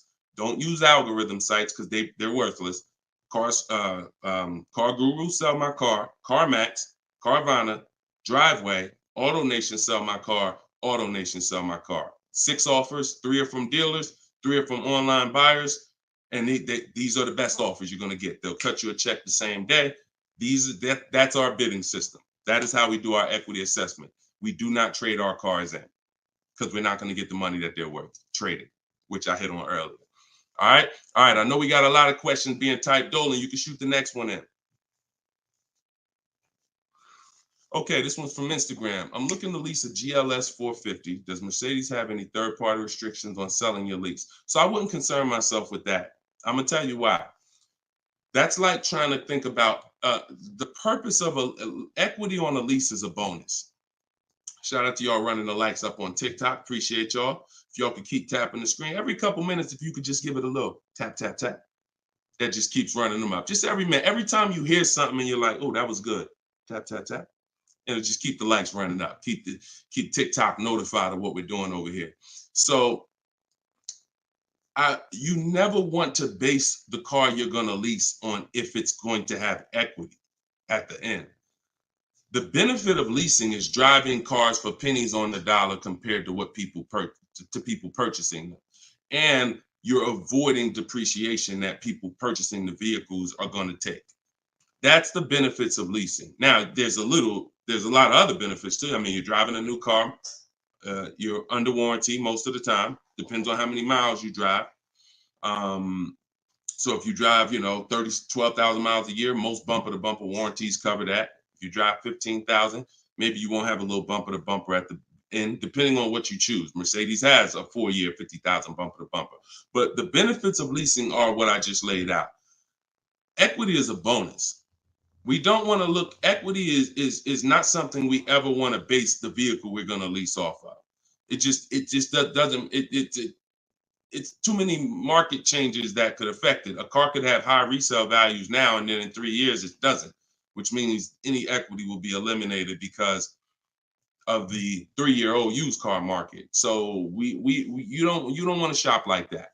You don't want to shop like that. Focus on, and what I teach in my book is you're going to pick 3 vehicles. Good to see you, Judith. You're going to pick 3 vehicles because leasing, it's so easy to get a great deal purchasing. So easy. On a new car, forget about it. The bids, forget it. We're going to find the 20% dealers. In my book, I have all the scripts because I don't want you talking. Who'd rather get great deals without talking? Be honest. Who's not a good negotiator? You're not a good negotiator. Type not me. Like you just be honest. I don't ever want you to put yourself in a position where you need to talk. And if you start talking to somebody who's trained to talk and dissect and get information and then tailor a deal, you're going to lose. So in my book, everything is silent. The only people we talk to when we talk to people are managers, because those are different conversations if we need to have them. We're never talking to salespeople besides when we're coming on to test drive the car.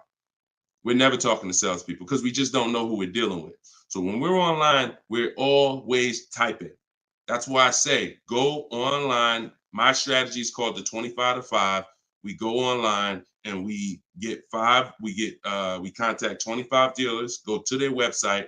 I have copy and paste templates in there that you just fill in what you want. But if you're going to do it your way, that's fine. But I'm telling you, you don't want to deviate from this format because you're going to get yourself in trouble and you're not going to get the results. You want to be able to connect with a large amount of dealers so that you could get 5 offers, at least 5, because 4 are going to be overpriced most likely, but 1 is going to beat everyone else. So, but when it comes to a lease, there is the lease program. that the dealer can't control. So if we don't know what a lease program is until we shop offers. So there's no way you can look at the residual value. You can look at all this money factor. I know some of you who are in the math, you're like, oh, well, I'm gonna just look at the money factor and see. You can't tell because it can have a high money factor, but it have some good rebates. The only way we know a great lease deal is to shop the market, get our offers, and then if the lease program, if the best offer doesn't get you under 1.5% with no money down, then it's a bad lease program. It's a bad lease program. In which case, we move to another vehicle. So I'm not going to ever co-sign leasing a bad vehicle a vehicle with a bad lease program. I've had all types of people hit me, Deshone, I'm looking at this Range Rover, man, but I did all the offers, and they'll be in the group. We have a private group, and I get to talk to people all around the country about this stuff. So they're like, Deshone, you think I should move on? I'm like, look, you could wait till next month, see if the program gets better, but I'm never going to co-sign signing a bad lease deal. You're paying too much money for a vehicle you're giving back in 3 years. So you're defeating one of the major benefits of leasing. So that's the only reason why we have to have 2 other vehicles that we like when we're leasing. On a purchase, no. One vehicle, pick it, get your bids. One dealer is going to blow everybody else away. But with a lease, you want to have 3 vehicles just in case it's a bad lease program. And if they got a bad lease program this year, maybe in 3 years when your lease is up, they'll have a good lease program. So that's what we do. It's too many cars out here. It's 400 cars out here. 40-something manufacturers competing for our business. Why are we going to get locked on one car?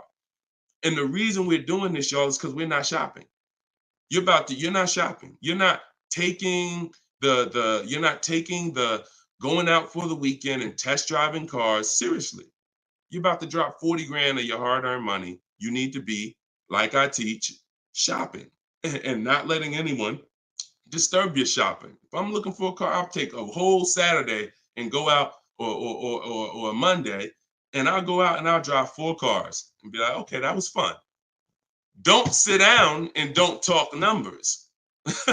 So let me make that clear. Don't go in there and sit down at the desk and start talking numbers and get a proposal. No. Shop. Once you decide what you want, then we come home and we get our offers from home. All right. Go ahead, Dolan. Next question. All right. When you don't talk, I see a lot of you saying you're not good negotiators. Then you just got to stop talking. Stop talking and start making people bid. You're going to get better deals than good negotiators all day long. Heard you loud and clear on the rebroadcast. I'm here live. All right. Welcome, Jill. Looking for a car now. Profited on a sale, so coming in clean. Need to rebuild credit. Lease cheap car, finance car under 5-6 grand. It depends on where your credit is. If you're in the mid-6, I teach something called, profile over score. So if you have a paid off car, if you have nothing gets you approved for a car like on-time car payments. If you've been making on-time car payments for 2 years, 3 years, you're typically gonna get approved for most leases.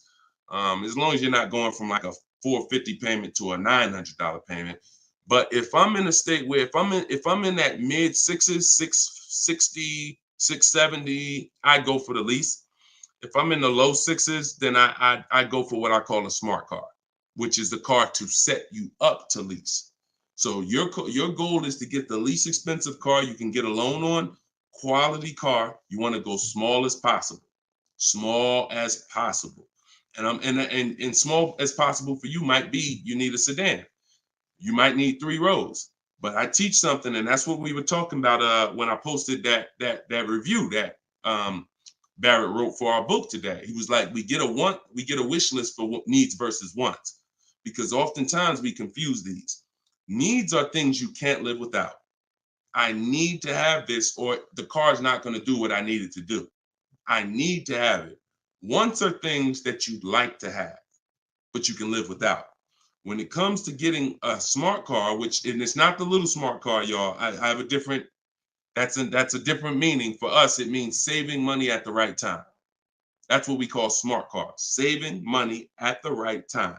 So if you can't qualify for a lease and you want to set yourself up, then the vehicle you get now is super important.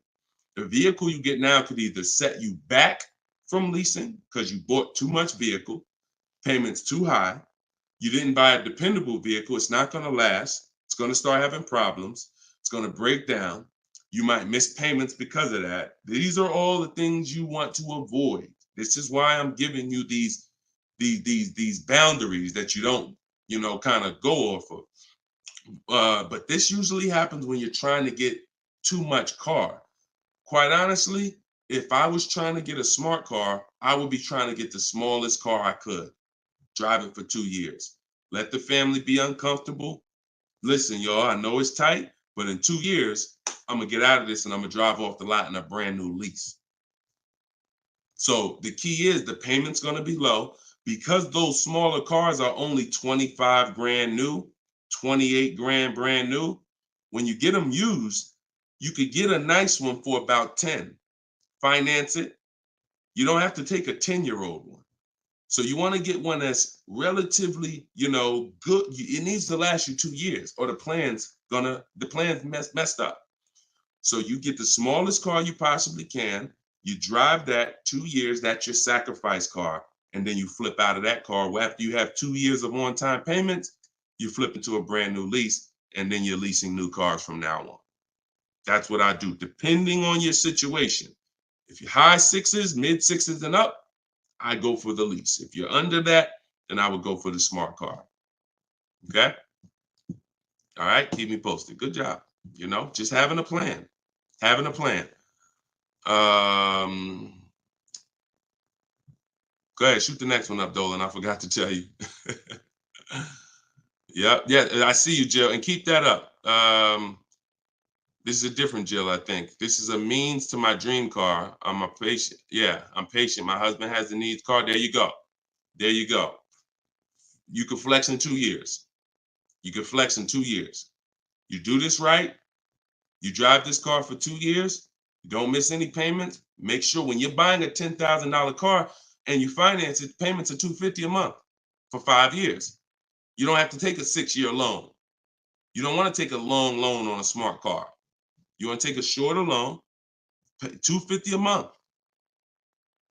Now you're not going to miss those payments. Max at 300, depending on the interest rate, could go higher, 325. But the point is that's affordable. So it's not going to mess up the plan versus you trying to pull out in a $25,000 used car with a high interest rate. Now your payment's $575 a month. You get what I'm saying? So just stay focused, stick to the plan. All right. This is another Jill from YouTube, I believe. Buyout is, go ahead, keep that one up. Oh, no, I saw that one. Get the one you just had up, Dolan, from the other Jill. Yep, thank you. So buyout is $36,000 on my 2023 Audi Q5.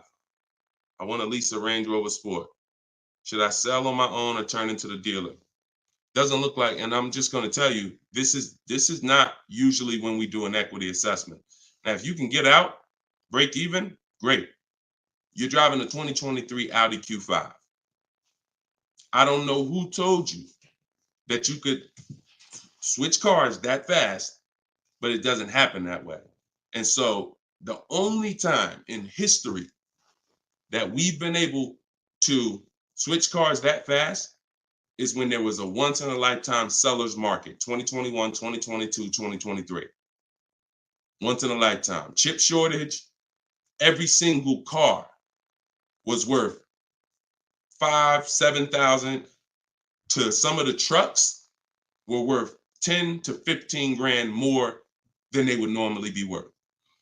Now, I told people back in 2020 that 2021 that was going to come to an end, and don't get used to this. But I told everybody who would listen, you need to cash out now because your vehicle is never going to be worth more today, never going to be worth more than it is today. But that's over. So if you may have cashed out, some people, you sold a car. If you sold a car back then, you can type, type dollar signs. If anybody sold a car from 2020 to 2023, and you got crazy value for it. Some people were like buying cars, and 2 years later, they got all the money back. I did that twice. I leased a brand new Jeep, 2018, and I sold it in 2021, and I made $8,900 after I drove it for 3 years. And my mother, I helped her sell her Mazda CX-5. She was a low mileage driver, and I helped her cash out. She made $10,200 after she drove it for 3 years. Made a video. I recorded her and my dad. They couldn't believe it. They couldn't believe that they drove a car for 3 years, turned around and sold it, got every single dollar they put into it back. And he was like, all right, man, I'm looking forward to doing this again. I said, Dad, this ain't gonna happen again. So enjoy it. You were part of a once in a lifetime market where you cashed out and you won. But we cannot base our strategy anymore off that. That's over, and you'll get in trouble financially trying to do this. So there is no setup where you could buy a car or lease it and in a year, 18 months, trade it, replace that car. Just not. Because we already talked about earlier, let's take a $50,000 car. A year later, if you don't drive it 1 mile, what's it worth? Didn't drive it 1 single mile, just parked it right outside your house. 43, 44, max, absolute max. So when that car is losing value like that, whether you bought it or leased it, the asset, it's what the car is worth. Forget about the finances attached to it. You can't, and look, if it's a Jeep Wrangler, if it's a car that has a high resale value, like a Jeep Wrangler or a G-Wagon, these are top 10 best resale values in the world, then all I'm gonna do is after I lease it, I'm just gonna sell it and I'll make the equity. But I'm not going to look to trade that car or replace that car in a year, 18 months, break my lease contract. Now you do your equity assessment, Jill. Call your leasing company, find out what your payoff is. You said it's 36. Now, if you can get offers higher than 36, then you can get out. Very simple. So get the offers from the companies that I mentioned about 15 minutes ago. I laid out the 6 companies. But when you lease, though, you must put no on those websites. It's going to ask you, do you have is the vehicle owned, leased, or financed? You want to put owned, because something triggers on their websites. They think every lease has a third-party restriction. Most of them do, but if you just want to find out what the market value is for your car, and if you could get out and make some money or break even, then yes, you can jump out, no problem. But if you see that your buyout is this and all the offers are below that, then what you're now about to do, even if you say, because some people will say, all right, well, I'm gonna walk in the dealer, see if they can work a better deal than that. No dealer is going to give you more than the online buyers. So if you run those online quotes and all of them are less than your payoff, all a dealer is going to do is take the negative equity and the desperation for you to get out and roll that negative equity over to your next vehicle because you're desperate to get out for no reason. So that's the real. You can do what you want. I would suggest you don't get out of your lease. You don't break a lease contract until you can financially do it, which means I can break even, I can sell, and I can get equity, or either break even. Break my contract, but I'm not coming up with a dime because a dealer bought my car and I'm out of this thing. That's the only way I'm breaking a lease contract. I'm not rolling negative equity. I'm not going to create negative equity in a lease to get out of a lease early for no reason. It just doesn't make financial sense at all. All right, no problem, Jill. Happy to help. Happy to help. Okay, so that's step 2. See, the equity assessment step, guys, is so important. See, because it's the foundation of our deal. So when you look at step 1, the leasing versus buying question, how many years do you keep in the car? 8-year rule. That's step 1, super important. Foundational of your deal. As I said, you can't get a good deal if you purchase, but you should have leased. Impossible. You got a bad deal. I don't care how much money you get off. Now, second step is if I have a car to replace, I got to do an equity assessment because I need to know, is this car that I'm in going to be going to prevent me from making a move right now? Too much negative equity, I'm prevented from making a move right now. If I can get out, make some money, now I got some money. I can sell. I can put money in my pocket, put it in my bank. That means it's an asset. It's a blessing to me.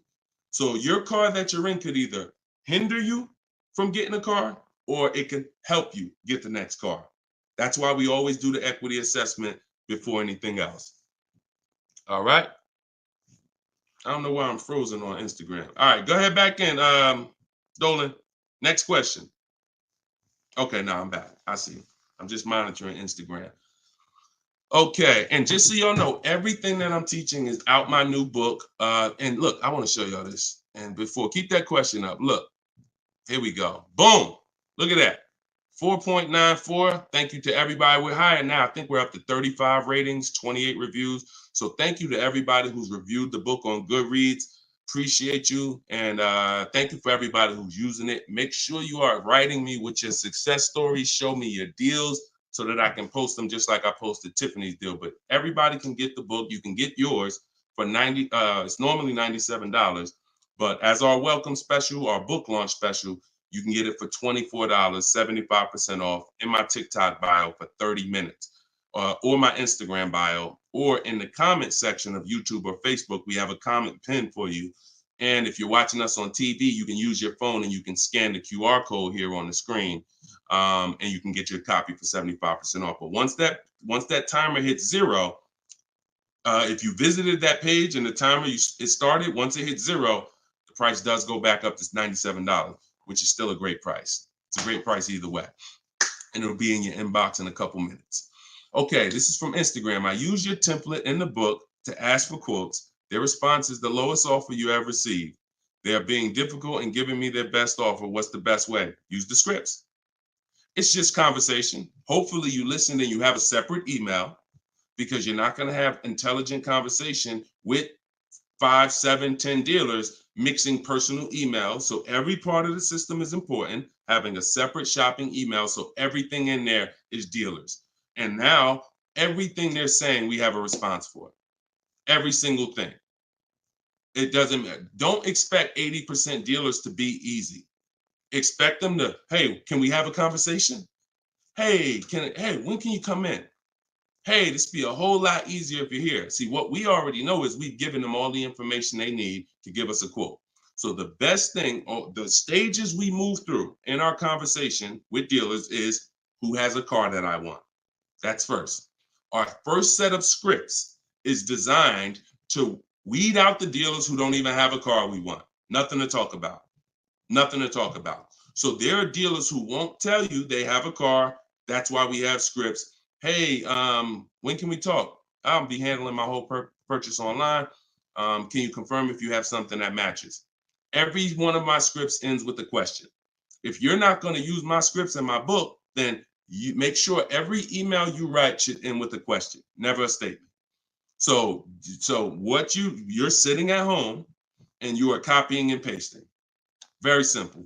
Everything they say, we have a response, because I use those scripts. I'm from inside the dealers for 14 years. I know those scripts. Hey, it'd be easier if you were here. Hey, we only do business in person. Hey, when can I get you on the phone? I promise it won't take long. All of the stuff they're going to say. Hey, we only quote in person. None of the people I'm talking to have said that. So should I remove you from my list? Always ends with a question. So your expectation may be, you thought by sending all the scripts, you were just going to get, oh, quotes coming in, everyone doing this. No, that's why we have scripts, because we keep the conversation moving forward. Everything they say, just go to the script, open the template. And just so y'all know, in my book, one of the best reasons why it's a digital book is because I link you to videos and I link you to documents, and that you can copy and paste. So that what this person is talking about is the templates and scripts that I've created for contacting and having these conversations with dealers. So, but everything you are doing, everything they're doing is very predictable. You just change your expectation. I'm going to talk to several people and I'm going to weed this down to 5 offers. And out of the 5, one of them is going to beat everybody else. And then I'm going to use my counter offer calculator that Deshone made to send the counter offers and close my best deal. Take all the emotion out of it. Take all the emotion out of it. You should be emotionless. Nobody can hurt you. All right, you're at home in your living room. All right, go ahead. Mike said nobody gives us this info. I sold cars and the dealership wouldn't even give us any insight. Trust me, Mike, I understand, man. That's why I love the 20% of car salesmen and dealers. They love what we're doing here because they know we were never taught this stuff. So we were never taught about leasing, financing. Thank God I was able to learn it, and I was able to, but we weren't taught about insurances, all the stuff that they should be training us on. We weren't taught. So I appreciate you being here, man. All right, go ahead, Dolan. Next question. Great questions today. Great questions. Let's go. I see you. Shout out to the people running the likes up on TikTok. Can y'all just keep tapping the screen every couple minutes if you could? If you enjoying the show, you getting value out of what we're doing, every couple minutes, if you could just tap that screen and keep running those likes up. I appreciate y'all. It lets TikTok know we talking big money over here. Yep, I see it. Thank y'all. Appreciate you. All right, this is Gary on YouTube. When leasing, is it all about purchase price? No, it isn't, Gary. Great question. When purchasing, it's always about purchase price. All in, out the door, tax fees, everything included. Purchasing is always.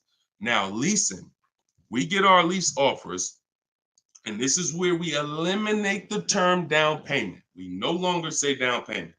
I want you to eliminate that word, those words from your vocabulary. You want to replace them with total out of pocket. Total out of pocket. So all of our lease offers we're going to get is following the 1% lease deal principle, which is, because some people, I know Judith still asks, oh, hold on one second. Hold on.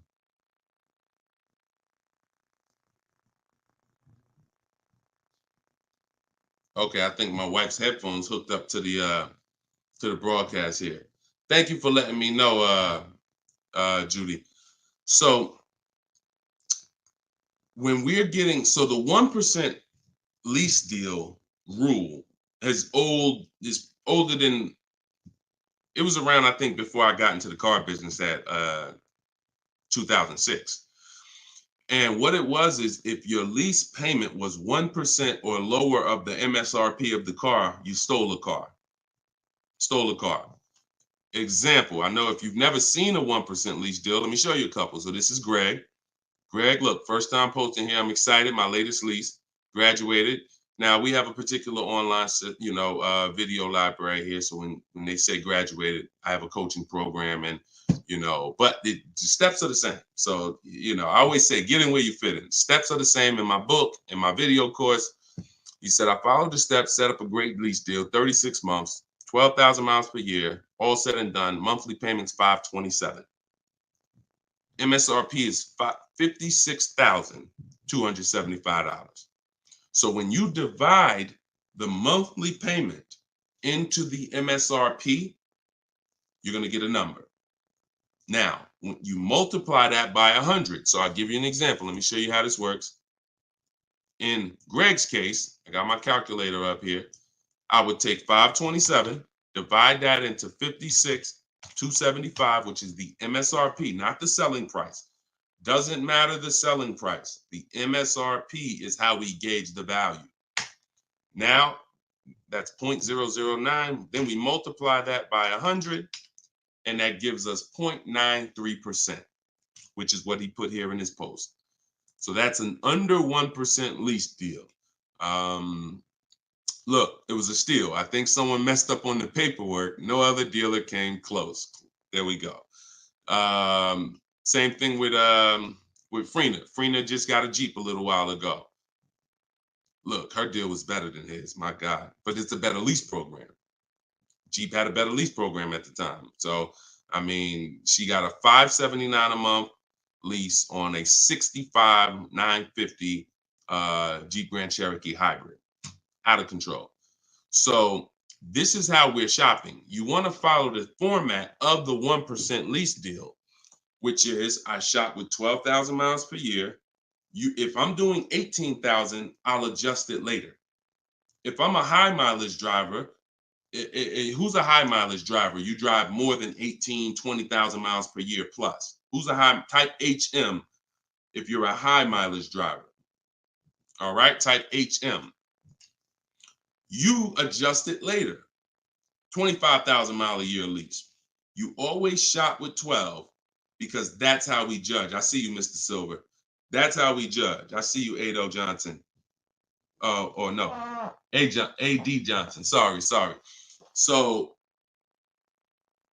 still going to, this is still Gary's question. This is why we're not focused on the purchase price when we're shopping lease offers.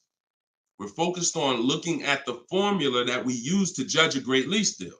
And everything we do, I have 3 rules. 1% lease deal, I didn't make it up. That's a steal.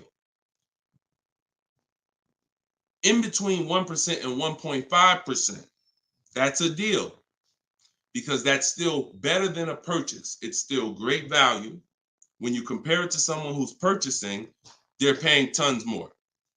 Even somebody who didn't get a steal, because the lease program has to be there to get a steal. They got to want to give away these cars. They got to have great incentive, great, everything has to line up, stars in the moon, and then we get the dealer that's going to give us the biggest discount. If it's under 1%, that means the lease program was incredible.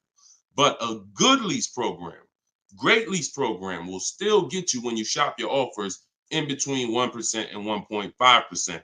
So, you look at somebody like, I used, Charles. So Charles got a Palisade, very, very popular vehicle. He got 10 offers from home. His best offer was 1.23, $48,000 vehicle. He's paying $597 a month. Now that same $48,000 vehicle, and this, I'm about to hit on something that I said earlier, but I'm gonna really bring it across home plate right now. It's impossible to get a great deal when you purchase, but you should have leased. Because look, $48,000 Palisade, you guys know, we talked about it earlier, every $5,000 on a loan is about how much per month? Every $5,000 on a loan is about how much per month?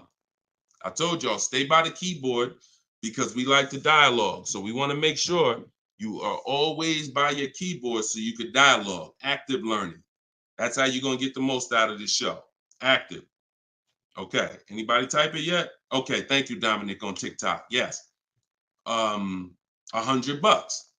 So that same Palisade that Charles is driving right now for $597, there are people who financed it, no money down, and they're paying almost $1,000 a month, $900 to $1,000 if they got a 5-year loan. If they took a 6-year loan, they're probably paying $8 something a month for 6 years. He's paying $597. So that's what I say. You cannot. And even when you have a good lease program and you get your offers, 1.23, 1.25, 1.3, great value compared to purchasing that car. You're avoiding the depreciation that someone who's purchasing is going to take, and it's no comparison. So, but there comes a limit. That's the third category. We got the steals, we got the deals, and then we got, I call this, it's time to chill. 1.5%. Above that, it's not a deal. There's no value there. There's very little value there. Now, no, there's no value. And I'm going to tell you why. Just add up all the payments. 1.5%, we're paying too much for a vehicle we're giving back. It's very simple. We're paying too much for a vehicle that we're giving back. When you take hold on, let me get rid of this. Put the banner back up for those of you who want your book at 75% off. Just scan it right there. Once you get above 1.5%, there's no value, because if you take a $40,000 vehicle, a steal at 1% is $400 a month. A deal is between 4 something and 6. That's 1 to 1.5. 600 a month. Now, above 600 a month, let's take 650. That's 650 divided into 40,000. 650 divided into 40,000. That's a 1.6 lease. I never signed it. Never signed it. I'm gonna tell you why. 650 times 36 months, $23,400. $23,400 I'm paying over 3 years for a $40,000 vehicle that I'm giving back. I paid more than half of the vehicle to give it back in 3 years. So those of you who always wondered what the 1.5% rule, I had to create it, because the 1% rule, a lot of savvy people knew about it. But I noticed There was no threshold for when a bad lease deal. When are we at a bad lease deal now? We know what a steal is, but what's the bad lease deals? And when I started looking at the comparison to purchasing and then the giving a car back, once you get up above 1.5%, there's no value in leasing that vehicle. Next. Clear? We don't sign bad lease deals. Only time we did that, I'm gonna tell you something. All through the pandemic, I had people making 5, 7, 10 grand. Kid you not, hundreds of them. If they were making that kind of money selling their leases, then that was the only exception. Some of them will take a 1.6 lease, put money down. Some of that big equity they had that they didn't even know they were going to have, they would put it down to lower their payment. But that was the only exception back then. I never co-signed somebody doing it now. Okay? There we go. Gary, Gary, in my TikTok bio, are you on my email list? Send me an email. You want the whole, you just send me an email and we'll make sure we get you in. And that's a special price, and I'll get you the special price to join us. Okay. I don't know how, can we communicate on YouTube? I don't think we can. I think we can only communicate. If you follow me on any of the other platforms, Gary, YouTube, TikTok, Facebook, Instagram, they allow those direct messages and we'll be able to see you. Just send me a message and I'll get you I'll have the team find some special link to get you in at that price.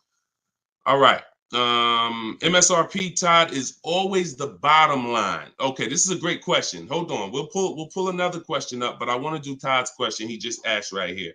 He said, do you include freight and handling in the MSRP calculations? That's a great question. Very common.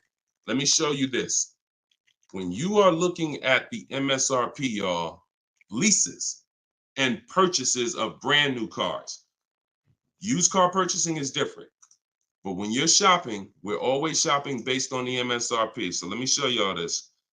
I'm actually going to save a window sticker right now, and I'm going to bring it onto the show. Hold on.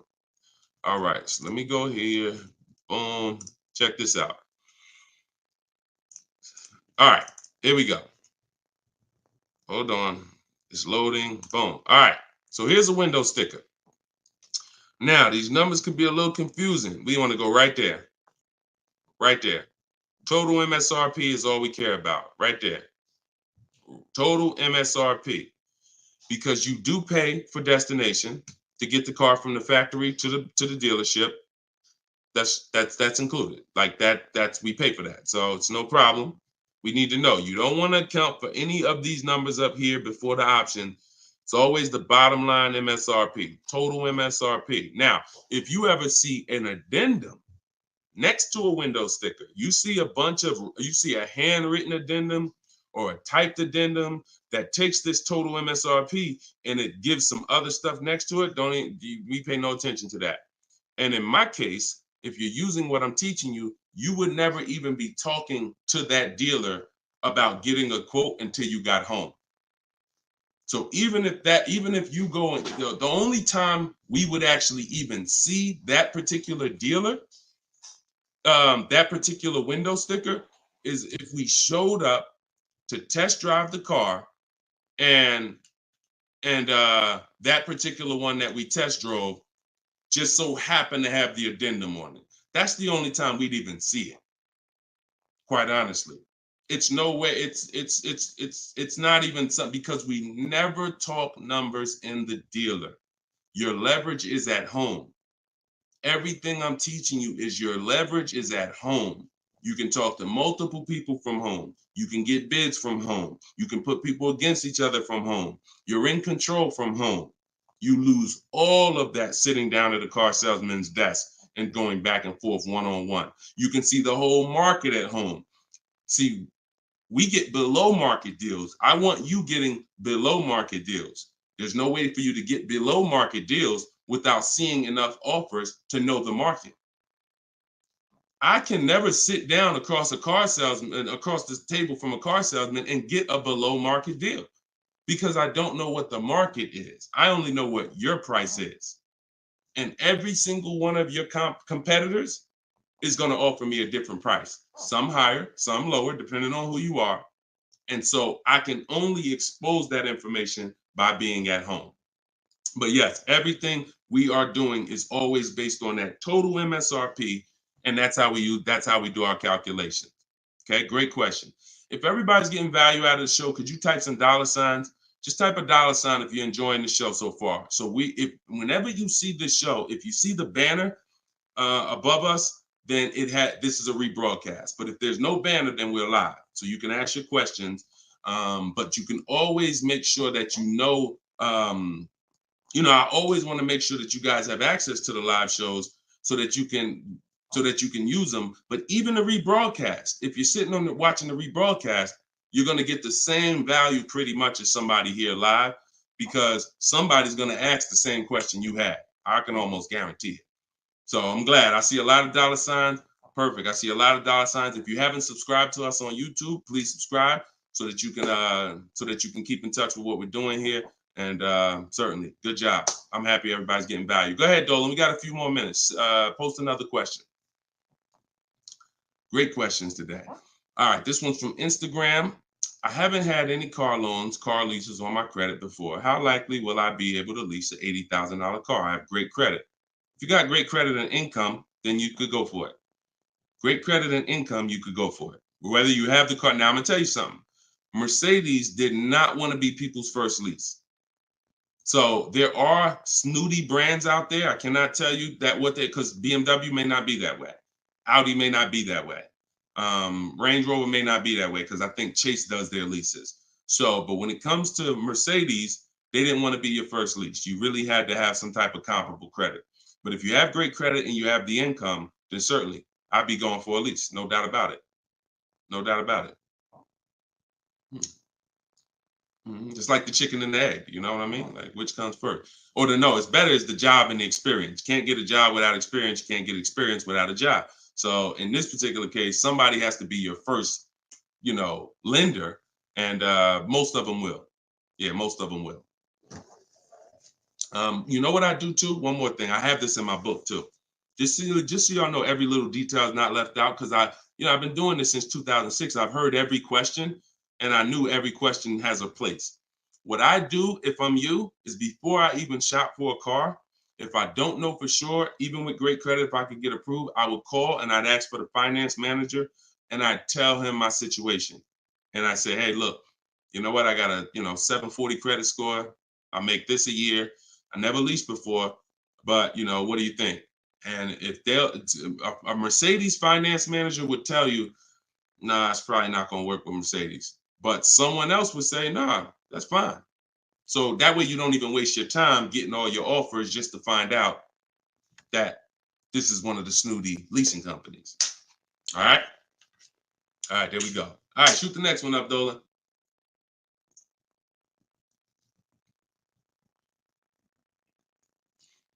Jason Hughes from IG. 12 to 15K in equity. Great job. Okay. I mean, it's nothing you did, but if you got the equity assessment and you got bids, great job. Now, wait a minute. It doesn't sound like you got bids. And I'm going to tell you why. Because it wouldn't be an equity range. That sounds like an estimate. In fact, it doesn't sound like an estimate. It is an estimate. 12 to 15 is an estimate. When we get bids, when we do our equity assessment, we're getting bids and we're like, hey, I have $13,580 equity based on my highest offer from Driveway. See, get out of the ambiguity. Get out of the middle there. Let's get finite, definite numbers and stay out of these ranges and estimates, especially on things that take us 20 minutes to do. Call your bank, get your payoff, go online, CarMax, Driveway, Carvana, AutoNation, sell my car, Car Guru, sell my car, Kelly's Blue Book, instant cash offer. 20 minutes. Get your equity. 8 payments left, not keeping 8 years, now a good time to lease. 100%. 100%. There's no benefit in waiting. Listen, that is the path for a lot of people, Jason. A lot of people are going to discover what we're doing here, teaching by the numbers, not by emotion. And they're going to realize that not leasing has cost me money. Should I wait or should I just transition now? There's no reason to wait. There's no reason to wait. The only thing that would make you wait when you do your equity assessment is you have too much negative equity, you can't get out. That's the only time. Or you have a credit situation where you need to actually get your smart car, get a car for 2 years, rebuild your credit, and then go lease. Anybody else, no benefit. I'd be leasing tomorrow because I had a friend of mine, he's a close friend of mine. He's actually in my program. You know, he uses our stuff. And he's like, he had a Kia Telluride. Well, he had an accident. Vehicle got totaled. Now, he said, now I know the 8-year rule, Deshone. I'm going to lease this next one. He gets his bids. Last week, he leased the Kia Telluride for under $500 a month. The same vehicle that he was paying hundreds of dollars every month for. More. Hundreds of dollars more per month. I don't know what his payment was, but I know what a Kia Telluride costs to purchase. A $45,000 Kia Telluride to purchase with no money down is $800-900 a month. So he's literally under $5, no money down, when he was just paying hundreds more than that. So you're in the same situation. No point in waiting. Transition to a great value lease. Get your offers. You wish you could. You wish you would have did it sooner. All right. Go ahead. Next question, Dolan. Car brands will no longer offer V6. Buy the lease. Let me talk to this question on TikTok. Not right now. Get the next one. Go ahead, Dolan. Put the one you're going to put out. But get that question that this person just posted about car brands no longer offering V6s. Should he buy the lease? If you have one ready, though, put that one up. Deshone, will your book work for both lease and buy? Well, you know what? Let this person answer that for you because we just got this review. This book is outstanding. This is Barrett. And you can see all our reviews on goodreads.com.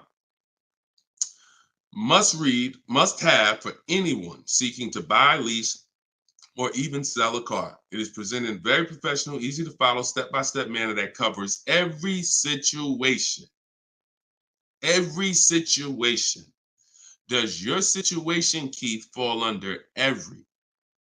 If so, we got you. Every situation from buying, leasing, with cash or credit, good or bad. Only thing that Barrett didn't put in there is used cars or new cars. That's in there too. So absolutely. So yes, I'll put the banner back up for all of you who are watching us on TV. You can you can scan the QR code here with your phone, with your camera, and you can get your book for 75% off, or you can go to deshonesbook.com. We have the link in the comments on Facebook or YouTube for you.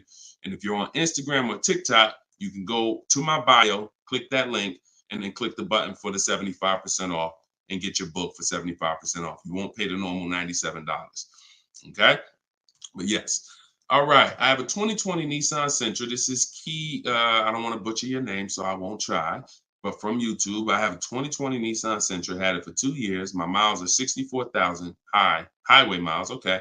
I know I don't have equity. I was told don't trade it in. Would be a bad decision. It's true. We don't trade cars in. We get bids. So you need to find out what your equity position. See many of you are finding out right now how important the equity assessment is. Whenever you have a current car, equity assessment. So when you call your bank, get your payoff, then you go and you get the offers, you're either going to be in a positive equity position or a negative equity position. Now, if you're in a negative equity position, there's three solutions for negative equity. 2 of them lead to a car, 1 of them doesn't. First is you get all your offers and you can pay the difference because these are the highest offers. So whenever you are, the highest offers are these online bidders. They pay more than car dealers. In fact, 3 of them are car dealers that are bidding. So Kelly's Blue Book, Car Gurus, and AutoNation are car dealers bidding. CarMax, Driveway, Carvana are online marketplaces, used car marketplaces bidding. So you're getting a wide range of diverse offers from people who compete every day to buy cars. and they cut you a check right then and there. They do an hour. Both times I went to CarMax, me and my mother separately, we were out in an hour. I've had people who sold to Carvana, Kelly Blue Instant Cash Offer. They do their inspection. And then they bring you a check. So if you can pay, let's say you said you don't have equity. So if that's the case, then you may have negative equity, which means you might owe 30 and your highest offer is 28. Then I would come up with the 2,000 and I would pay the difference all day long because I'm still winning through a bid. My car's value is maximized through a bid. And if I don't get bids, I'm not maximizing my car's value. So now, second, when we can't pay the difference, then that means we must trade. This is the only scenario where we trade because you need now one part of the bidding strategy you can't do. So you're going to do the other part of the bidding strategy, which is now think about what car you want. Okay, I want a Toyota Camry. Now I'm going to get my bids. I'm going to get the lowest bid, the dealer that's going to sell me the car for the lowest amount, and then I'm going to purchase from them. But before I can purchase, now I need to bring my old car into the scenario and ask them, how much is my old car worth to you? Now that's the winning dealer. You need them to bring that loan because you need them to carry that negative equity you have and put it on top of your existing deal. So you cannot depend on, don't even think that they're going to pay the amounts you had over here. Oh, Driveway was offering me 29. Yeah, you could tell them that, but again, they're not going to be able to pay that. They can't beat all their competition on the bid and then beat all the online buyers on the bid. So that's why I say your first option is always to pay the difference. Because you can win with bids there, you maximize, and then you do a separate transaction, you can still keep them separate. But if you cannot get bid, if you can't pay the difference, your only option is you have to trade that car in, and then you're going to let the dealer who you buy the car from wrap the negative equity into the existing lease. It's hopefully it's a lease because there shouldn't be any reason you're trading that car unless you just want a lease. To buy another car, unless you're saying you're keeping it 8 years, which, like I said, most people, I've been doing this for years, they're going from a finance to a lease. Now, one more scenario. I told y'all it's 3 ways out of negative equity. One leads to no car. You have too much negative equity and you cannot put it on top of the actual deal because banks have loan to value ratios. So if you have $10,000 of negative equity, you can't just slap that on top of a $30,000 or $40,000 car. It's going to be too much unless you put money down. So you can't if you got some cash, you can make the deal happen, but you're not going to be able to do a no money down deal because you're looking to have the bank approve the car, the tax, the fees, which probably another $1,500, and 10 grand of negative equity. And then you want to find that's too much because the dealer has to go to the bank and say, we know this car is priced at 40, but we'd like you to lend this person 54. They're not going to do it. They might lend max 50. So the more negative equity you have, if it's too much, you're either going to have to bring some cash to the table to get the deal done. And if you have no cash, you got to wait. You got to pay down the car. It's the only option. That's why I say, know the cause of negative equity. It's usually because you haven't leased. 99, I could tell you the way out. I just gave you the way out. That's in my book, 3 strategies for negative equity. But when if you don't know the cause and you just turn around and get another purchase and you're not keeping it 8 years, you're going to be in negative equity again and again. And there's plenty of people, and some of you, it may be you, where you're like, dag, Deshone, that's me. Every time I go get a car, negative equity, negative equity, negative equity. It's like a vicious cycle. And the solution is you need to lease. What's causing that is you don't lease. So you're overpaying by thousands of dollars. All right. So listen, y'all, we will be back. We like to do these shows twice a day. If you're on my email list, you'll get the notification. We like to get through as many questions as possible, keep this around an hour, 15 minutes. And so all of you, appreciate you coming. If you want every single thing I teach in one spot in a step-by-step format, that's my new digital book. It's called Cars from Home, 7 Steps to Saving Time, Money, and Avoiding Dealerships. And you can get yours for 75% off in the comment section on YouTube. We got a comment section that's pinned, deshonsbook.com. Same thing on TikTok. I'm the same thing on Facebook.